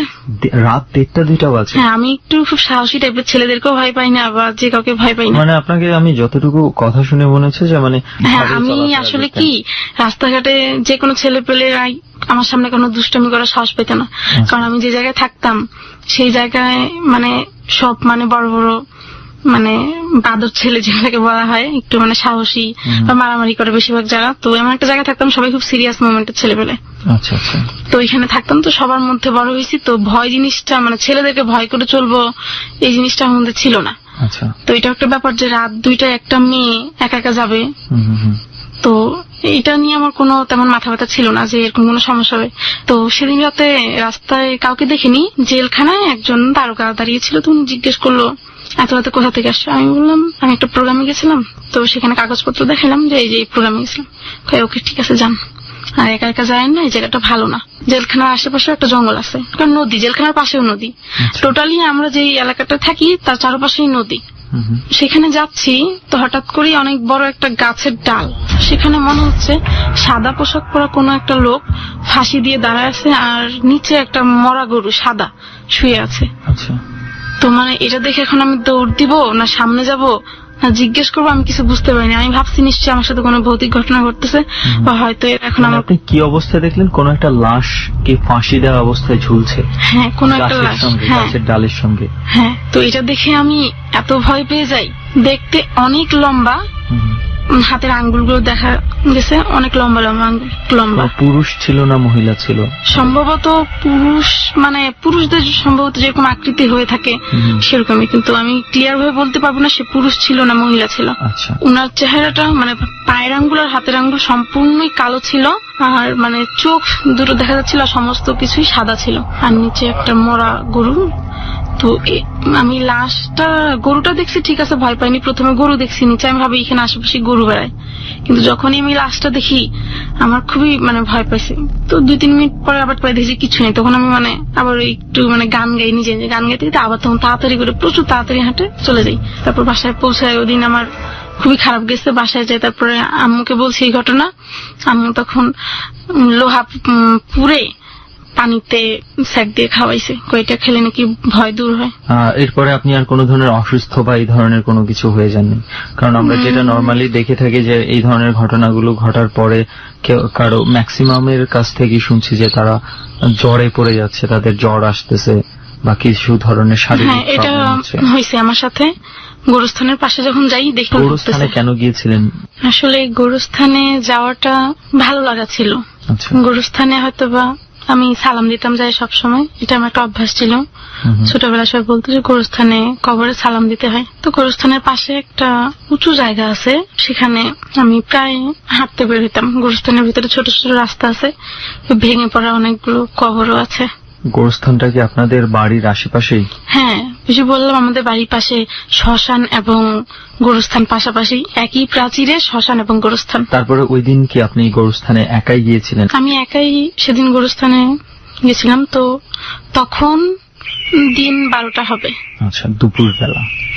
তো যে জায়গাটা গেছি সেটা আবার শ্মশানেরও একটা অংশ, কারণ ওখানে কোনো কবরও নাই, কোনো শ্মশানের একটু জায়গা, কারণ যেহেতু পাশাপাশি। তো সেখানে আমি আশেপাশে ঘুরতে ঘুরতে এক সময় শ্মশানের খুব কাছাকাছি চলে যাই। এমন সময় পা রাখছি, দেখি পায়ের নিচে ছোট একটা লাল ফুল ফুটে গেছে। ভাবলাম হয়তো বা পায়ের নিচে ছিল, সেই জন্য আমি দেখতে পাইনি। তো সামনে তো আমি ক্লিয়ার দেখতেছি যে আমি যখনই পা দিচ্ছি তখনই মানে লাল ফুল ফুটতেছে ছোট ছোট, আর পায়ের মধ্যে একটা কেমন শিরশিরি অনুভূতি হচ্ছে আমার। এটা দেখার মানে এটা যখন আমার পায়ে হচ্ছে, আমি সারা শরীর আমার একদম অবশ হয়ে যাচ্ছে, মনে হচ্ছে আমি পড়ে যাচ্ছি এখানে। কোনো মতো নিজেকে সামলাই নিয়ে সেখান থেকে আমি যেভাবে চলে যাই। এরপরে কি আর কোন ধরনের কোনো কিছু এক্সপেরিয়েন্স আপনার হয়েছে? না, এরপর থেকে ওই কবিরাজ আমাকে অনেক কিছু মানে আমাকে অনেক কিছুই বলছে, অনেক কিছু আমার মধ্যে উনি মানে ঝাড়ানো যেটা বলে গ্রামে, মানে কারোর উপরে যদি কিছু আসর করে তার গায়ে ঝাড়ান দিলেই চলে যায়। তো আমার রাশিও অনেক কড়া, তো সেই কারণে হয়তো তার আমার কোনো ক্ষতি করতে পারে না। অন্য কেউ যদি হয়তো অন্য কোনো রাশির হয়তো অনেক ক্ষতি করতে পারতো। তো সেদিক দিয়ে আমি তেমন কোনো ক্ষতিগ্রস্ত এখনো হইনি। কি রাশি আপনার? আমার রাশি মেষ। তারপরে আমি ঠাকুরগাঁও থেকে ঢাকায় চলে আসি পড়ালেখার কারণে। তো ঢাকায় আমি থাকি মোটামুটি, এমনকি মাঝে মাঝে বাসায় যাওয়া আসা করি। তো এবার রোজার ঈদের পরে আমি বাসায় ফিরছিলাম। আমি ঈদে বাসায় যেতে পারিনি যে কোনো একটা সমস্যার কারণে। তো আমি ঈদের পরেই বাসায় যাওয়ার জন্য টিকিট করি। তো রাত 9টা বাজে গাড়িতে উঠলাম। ঢাকা থেকে ঠাকুরগাঁওর উদ্দেশ্যে রওনা দিয়েছেন, গাড়ি হচ্ছে রাত 9টায় ছেড়েছে? হ্যাঁ, গাড়ি রাত 9টায় ছাড়ার পরে বেশ ভালো। একাই যাচ্ছিলেন? হ্যাঁ, আমি একা যাচ্ছিলাম, আর আমার পাশে একজন ভদ্রলোক ছিল, বয়স্ক একজন লোক ছিল। আচ্ছা।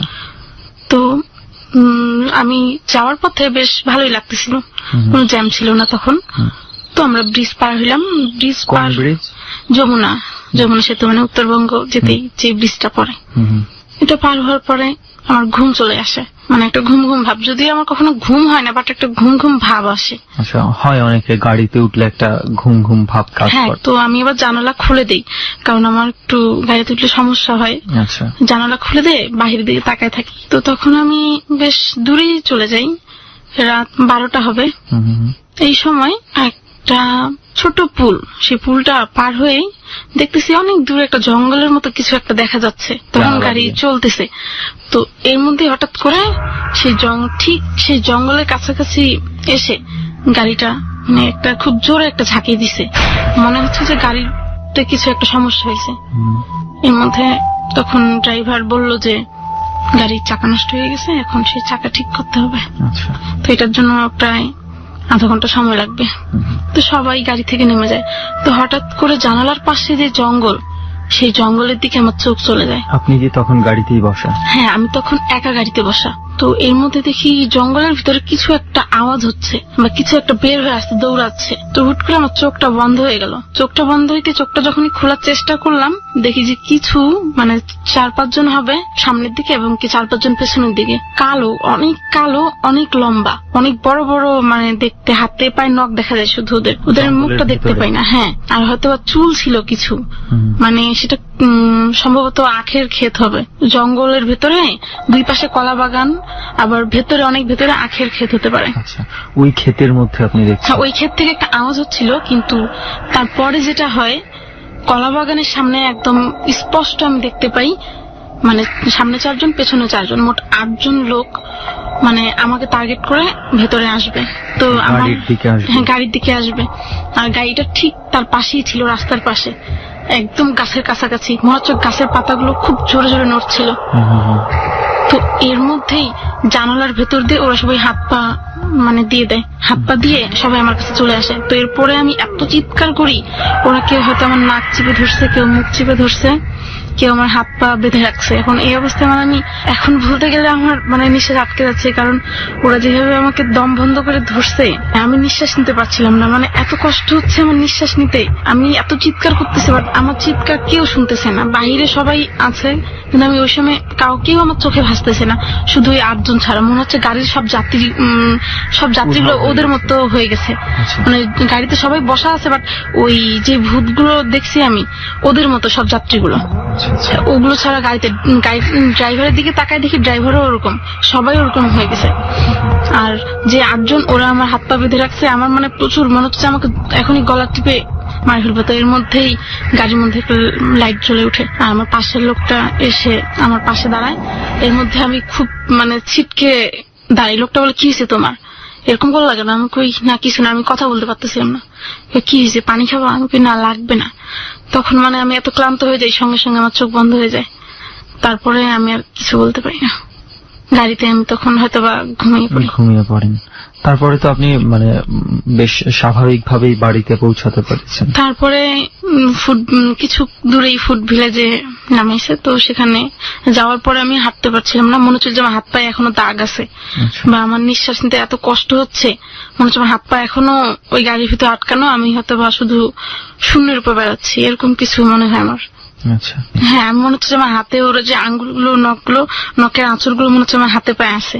আর গলার মধ্যে মনে হচ্ছে যে এখনো কোনো একটা কিছু আমার গলায় বাঁধা আছে, আমি কথা বলতে পারছিলাম না। তো এরপরে আর বাকি রাস্তা যেতে আর কোনো ধরনের কোনো প্রবলেম হয়েছে? বাকি রাস্তা তখন আর যেতে প্রবলেম হয়নি, কারণ আমার পাশের লোকটা, উনি আমার সাথে কথা বলছিল, যিনি ছিল, ওনাকে বললাম যে আঙ্কেল আমার তো খুব খারাপ লাগতেছে। উনি আমার সাথে কথা বলতেছিল, আর উনি আমার যথেষ্ট সাপোর্ট দিচ্ছে। আমি বলছি আমি একটু ভয় পাইছি। হ্যাঁ, ইনফ্যাক্ট আপনার যেই গাড়ির ঘটনাটা, মানে আমার ছোট্ট, মানে আমি জানি না এটা আমার তেমন কোনো ঘটনা নেই, তবে আমি জানি না সবার ক্ষেত্রে এটা হয় কিনা। আমি একবার ট্রেনে করে আমি সিলেটে যাচ্ছিলাম। সিলেটে যারা গেছেন, ট্রেনে করে যারা গেছে, হয়তোবা আপনার হয়তোবা যাওয়া আছে কিনা আমি জানি না, সেখানে কিছু রাস্তা আছে মানে বেশ গভীর জঙ্গলের ভেতর দিয়ে ট্রেনটা যায়, দিনের বেলাও যেখানে খুব নীরব থাকে। তো রাতের বেলা ওই জানালা দিয়ে ওই বাইরের দৃশ্যগুলো দেখলে আমার ভয় করতো। আমার মনে হচ্ছে যে কিছু একটা আমাকে ফলো করে জানালার সাথে সাথে আসছে, গাড়ির সাথে সাথে আসছে, ট্রেনের সাথে সাথে যাচ্ছে। তো আমি রাতের বেলা বিশেষ করে এখনো বাসে কিংবা ট্রেনে ভ্রমণ করার সময় খুব বেশি সময় বাইরে তাকিয়ে থাকতে পারে না, আমার ভেতরে একটা অস্বস্তি কাজ করে। আচ্ছা, এরপরে আপনার যেই ঘটনা আমি শুনেছিলাম আমাদের ডর টিমের কাছ থেকে, কক্সবাজারে হয়তোবা আপনার কোনো কিছু একটা প্রবলেম হয়েছিল, কি ছিল ঘটনাটা? এটা আসলে আমি কক্সবাজারে যাওয়ার কোনো কথা ছিল না, তো ঠাকুরগাঁয়ে একটা টিম আছে জাপান থেকে, তারা আসছে, তার বিভিন্ন জায়গায় তাদের প্রজেক্ট আছে, সেখানে তারা পরিদর্শন করে। তো ওদের সাথে ওদের প্রোগ্রামে আমি গান গেছিলাম, তো ওরা আমাকে খুবই স্নেহ করে। ওরা বললো যে তুমি কি আমাদের সাথে মানে যাবে কক্সবাজারে? আমি কই, যদিও উৎসাহ লাগতেছিল যাবো, কিন্তু মানে মনটা টানতেছিল না। তারপরে ওরা সবাই রিকোয়েস্ট করলো যে চলো, ভালো লাগবে, সবাই গান গেতে গেতে। তারপরে ভাবলাম যে না, কখনো তো যাওয়া হয়নি, যাই আসি, ভালো লাগবে। আমরা ঢাকা থেকে সকাল 6টার দিকে আমাদের গাড়ি ছাড়ছে। যখন একদম খুবই কাছাকাছি চলে গেছি কক্সবাজারে, তখন একটা অনেক বড় একটা উঁচু জায়গা আছে, ওইখান থেকে সমুদ্রের এত সুন্দর রূপ, যেটা মানে আমি কল্পনা করতে পারিনি, এত ভালো লাগছে। তো তারপরে সবাই আমরা সেখানে একটু নামে সমুদ্রের পানিতে হাত পা ভেজালাম।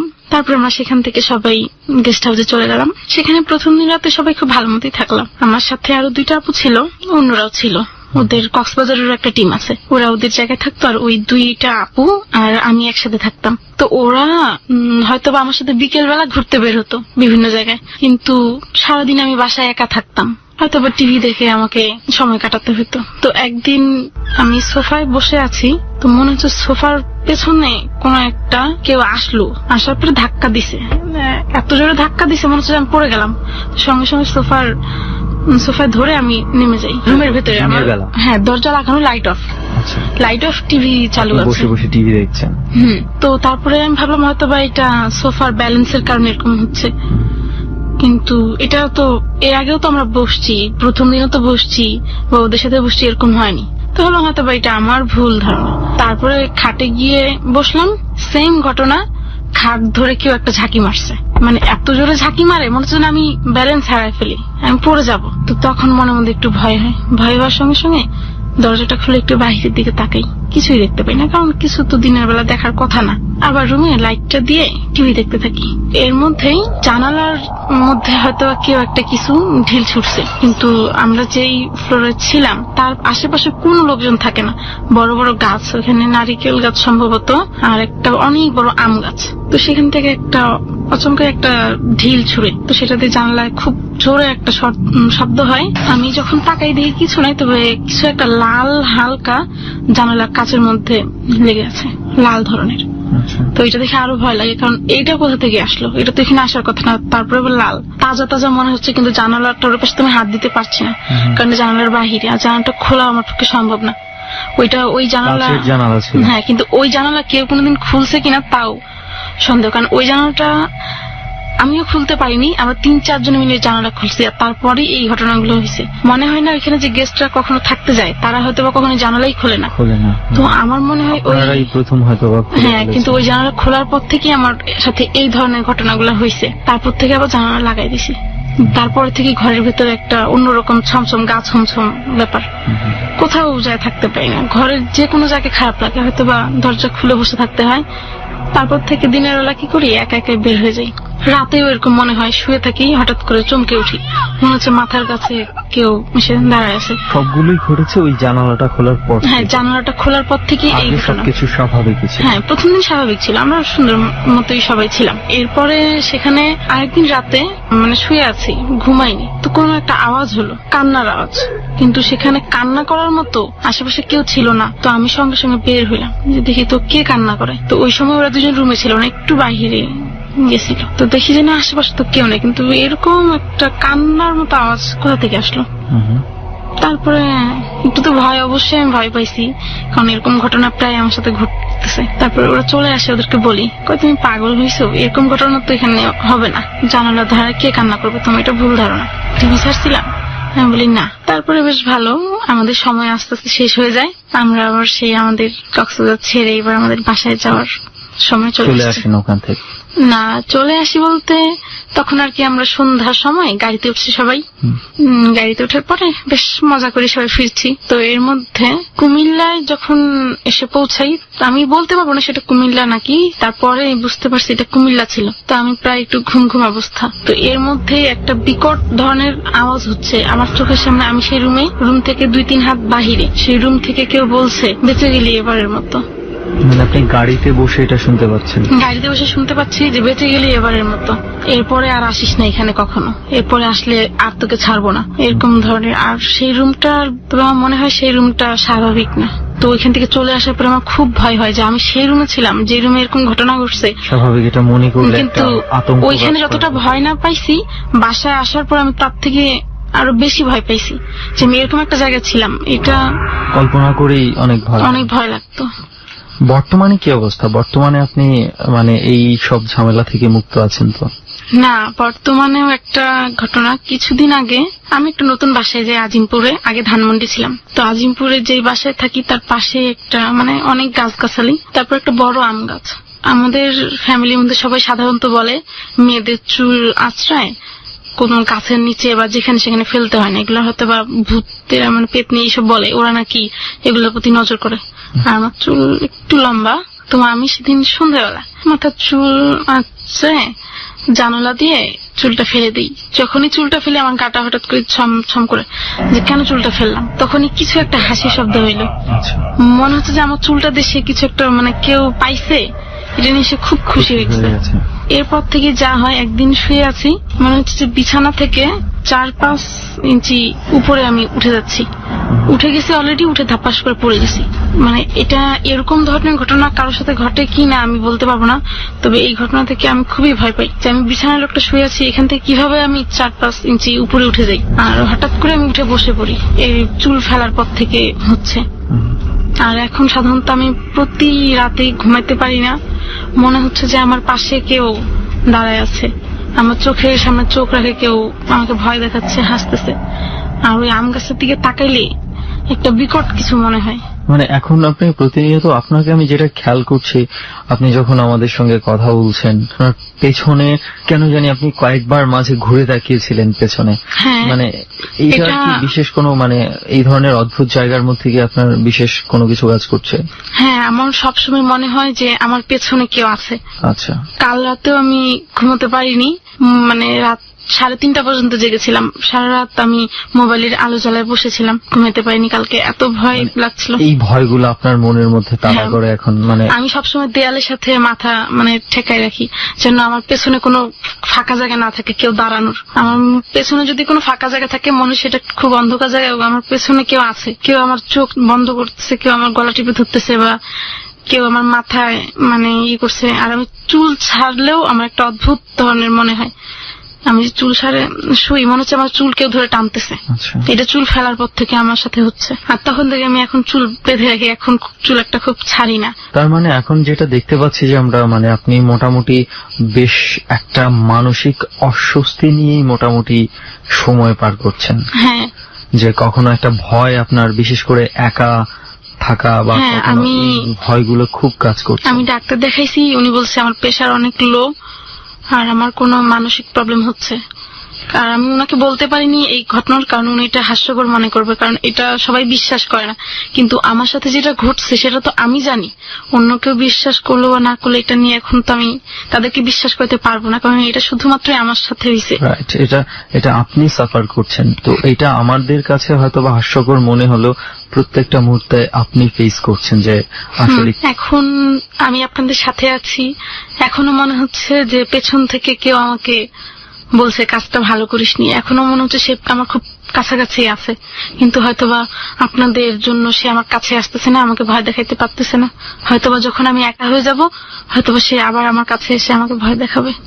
রুমা, আমরা যেটা বুঝতে পারছি আসলে এই বিষয়গুলো আপনাকে মানসিকভাবে খুব বেশি আঁকড়ে ধরেছে। রেহান, আমার মনে হয় রুমার মানসিক অবস্থাটা চিন্তা করে আমাদের জায়গাটা খুব দ্রুত ত্যাগ করা উচিত। সো আমরা এখনই উঠে যাচ্ছি, তবে উঠে যাওয়ার আগে রুমা আপনাকে আমি কয়েকটা কথা বলতে চাই। মানে আপনার এখন যেই ঘটনাগুলো আপনি ফিল করছেন, আমি আপনাকে পরামর্শ দেব যে আপনি এই ধরনের ঘটনাগুলো শোনা থেকে বিরত থাকুন, বা ভৌতিক কোনো কিছুর গল্প শোনা এগুলো থেকে সবসময় এগুলো আপনি আর শুনবেন না। কারণ যখনই আপনি এইগুলো শুনবেন আপনার মনের মধ্যে বিভিন্ন ধরনের জিনিস কাজ করবে। আপনাকে আমি এই ফাঁকে একটা আমার ডর শুরু হওয়ার অনুষ্ঠান শুরু করার পরের একটা এক্সপেরিয়েন্স আমি বলি আপনাকে। আমার যে গ্রামের বাড়ি রয়েছে, আমি বেশ কিছুদিন পর গ্রামের বাড়ি গিয়েছি। আমাদের যে ঘর আছে সেই ঘরের পেছনে একটা বাঁশঝাড় আছে, বিশাল বড় একটা বাঁশঝাড়, এবং সেটা ছোটবেলা থেকেই আমি সেখানে দেখে এসেছি এটা। এবং এই বাঁশঝাড়টার পাশেই কিছু আম গাছ আছে। তো আগে ছোটবেলায় আমি দেখেছি এইগুলা যতটা পরিত্যক্ত অবস্থায় ছিল এখন অনেকটা নেই, খুব বেশি উন্নত হয়ে গেছে এবং এখানে মানুষজন খুব আধুনিক ঘর বাড়ি তৈরি করেছে। অন্তত ভয় পাওয়ার মতো তেমন কিছুই নেই সেখানে। আমি যখন অনেকদিন পর বাড়ি গেছি, আমি যখন রাতের বেলা ঘুমাচ্ছিলাম, হঠাৎ করে রাত 2টা-3টা বাজে এরকম একটা সময় হবে, আমি একটা স্বপ্ন দেখছিলাম। স্বপ্নটা হচ্ছে এমন, আমার ঠিক আমি যেই ঘরে ঘুমিয়েছি এর পেছনেই মাঝামাঝি পর্যায়ে একটা আম গাছ আছে, খুব বড় না আম গাছটা, আবার খুব ছোট না, মোটামুটি আর কি, তবে ছোটই বলা যায়। সেই আম গাছের মধ্যে কিছু একটা আছে চোখ আকৃতির, আমার সঙ্গে আই কন্ট্যাক্ট করছে। আমি এড়ানোর চেষ্টা করছি, সেখান থেকে আমাকে কোনো কিছু একটা ইশারা করছে, বারবার আমার দিকে তাকাচ্ছে, কিছু বলছে। ঘরটা ছিল টিনের ঘর। টিনের ঘরে অনেক ফাঁক ফোকর থাকে, মনে হচ্ছে যে সেই টিনের ঘরের বিভিন্ন ফাঁক ফোকর দিয়ে আমার দিক তাকাচ্ছে, শুধুমাত্র আমাকে ফোকাস করছে। আমি সিরিয়াসলি অনেক ভয় পেয়েছি। আমার মনে হচ্ছে যে যখনই আমার ঘুমটা ভেঙেছে আমি ব্যাপক ভয় পেয়ে গেছি। কিন্তু আসলে এই ঘটনাটা যদি কাউকে বলি আমার নিজের কাছে নিজেকে মনে হবে আমি এত ভয় পাই, আমি এত ভীতু। সেজন্য আমি খুব মনের সাহস সঞ্চার করে জাস্ট আমি ঘুমিয়ে পড়েছি। মোবাইলটাতে দেখলাম কয়টা বাজে টাইম, আমি ঘুমিয়ে পড়লাম, যে আমি যা দেখেছি স্বপ্ন দেখছি, সেভাবে চিন্তা করে আমি ঘুমিয়ে পড়ার চেষ্টা করলাম এবং ঘুমিয়ে গেলাম। পরের দিন সকালবেলা ঘুম থেকে যখন উঠলাম, বিষয়টা আমার মাথার মধ্যে তখনও কাজ করছে, যে 2টা চোখ আমাকে ফলো করছে ওই আম গাছটা থেকে। হঠাৎ করে আমার মনে হলো যে আমি আর ওই জানালা খুলিনি, আমি ভয় হচ্ছিল আমার। তো একবার ভাবলাম যে এখান থেকে যেহেতু আমি এই ভয়টা পাচ্ছি, আমি আপনার সঙ্গে গল্পটা শেয়ার করছি, বাট আমি এখনো একটু ভয় পাচ্ছি। আমি একবার চিন্তা করলাম এই ভয়টাকে আমার মুখোমুখি হতে হবে, আমি দেখবো যে এখানে কি আদৌ কিছু আছে। হঠাৎ আমার মনে হলো আরে ওখানে তো আম গাছই নেই, আমি তো স্বপ্নে দেখেছি। মানে আমি একটু রিল্যাক্স হয়ে গেলাম, আমার কাছে খুব ভালো লাগছিল তখন, যে মানে একদম মনে হচ্ছে যে খুব হালকা লাগছিল, ওখানে তো আম গাছই নেই। তারপর একটু কেন কি মনে করে যেন আমি জানালাটা খুললাম পেছনে। জানালাটা খুলে অবাক বিষয় হলো, ঠিক সেই জায়গায় সেই আম গাছটা, সেই শেপের আম গাছ, ওই আকৃতির আম গাছ, এবং ঠিক আমি স্বপ্নে যেরকম দেখেছিলাম ঠিক ওরকম শেপে ওইখানে এই আম গাছটা আছে। ওটা দেখার পর আমি সত্যি ভয় পেয়েছিলাম, কিন্তু তারপরও আমি মানে খুব মানসিকভাবে নিজেকে বোঝানোর চেষ্টা করেছি যে আমি এখন ডর অনুষ্ঠানের সঙ্গে আছি, আমি ডর অনুষ্ঠান করছি, আমি প্রতিদিন প্রতি সপ্তাহে বিভিন্ন জায়গায় যাচ্ছি, বিভিন্ন ধরনের মানুষজনের কথা বলছি, কথা শুনছি। তো আমার মাথার মধ্যে সবসময় এই জিনিসগুলো কাজ করে বিধায় হয়তোবা আমি এই ধরনের জিনিস দেখতে পাচ্ছি, বাট আমি কিন্তু ভয় সত্যি পেয়েছি। সো আপনার ক্ষেত্রে একটা পরামর্শ থাকবে যে আপনি এই বিষয়গুলো থেকে মাথায় এই বিষয়গুলোকে কম জায়গা দেন, এই বিষয়গুলো নিয়ে কম ভাবেন। আই থিঙ্ক আপনার জন্য খুব ভালো হবে। এইসব ঘটনা থেকে একদম নিজেকে কনসেন্ট্রেশনটা একদম সরিয়ে ফেলুন, এই ঘটনাগুলো আর শুনবেনই না, তাহলে আপনার জন্য ভালো হতে পারে। হ্যাঁ দোস্ত, তুই ঠিকই বলছিস। আসলে এইসব ব্যাপার নিয়ে এই ধরনের যদি মনের জোর যদি এভাবে একটু কমই থাকে, সেই ক্ষেত্রে আমার মনে হয় ঘাটাঘাটি না করাই উচিত। আবার অনেক অন্যান্য ল আছে, যেমন অনেকের স্পাইডার ফোবিয়া থাকে। বিদেশে নাকি এক ধরনের চিকিৎসা করে আমেরিকানরা, যে তাদের গায়ের উপরে স্পাইডার ছেড়ে দেওয়া হয়, যেখান থেকে তার পুরোপুরি ভয় চলে যায়। এখন জানি না কার জন্য কি প্রযোজ্য, বিকজ উই আর নট সাইকিয়াট্রিস্টস, আমরা কোন রকম কোনো সাজেশন দেব না। বাই দ্য ওয়ে, এতক্ষণ ধরে আমরা এখানে বসে আছি, এখানে গল্প করছি, এখানে গল্প শুনছি, সবসময় ডর টিমের সাথে আমরা কোনো না কোনো একটা হন্টেড প্লেসে যাই। তো আজকে এই প্লেসটা কেন হন্টেড সেটা কিন্তু দোষ এখনো বলা হয়নি। আসলে আমি তো ভুলেই গেছিলাম যে এই কথাটা বলতে। কাইন্ড অফ ভুলে গিয়েছিলাম, because we were haunted by the haunted place অনেকটা। যাই হোক, তো এখানের মূল ঘটনাটা হচ্ছে যে আমরা স্পেশালি আজকে কেরানীগঞ্জের যেই জায়গাটাতে আছি, সেই জায়গাটা মূলত ড্রাইভারদের জন্য একটা ফিয়ারফুল প্লেস।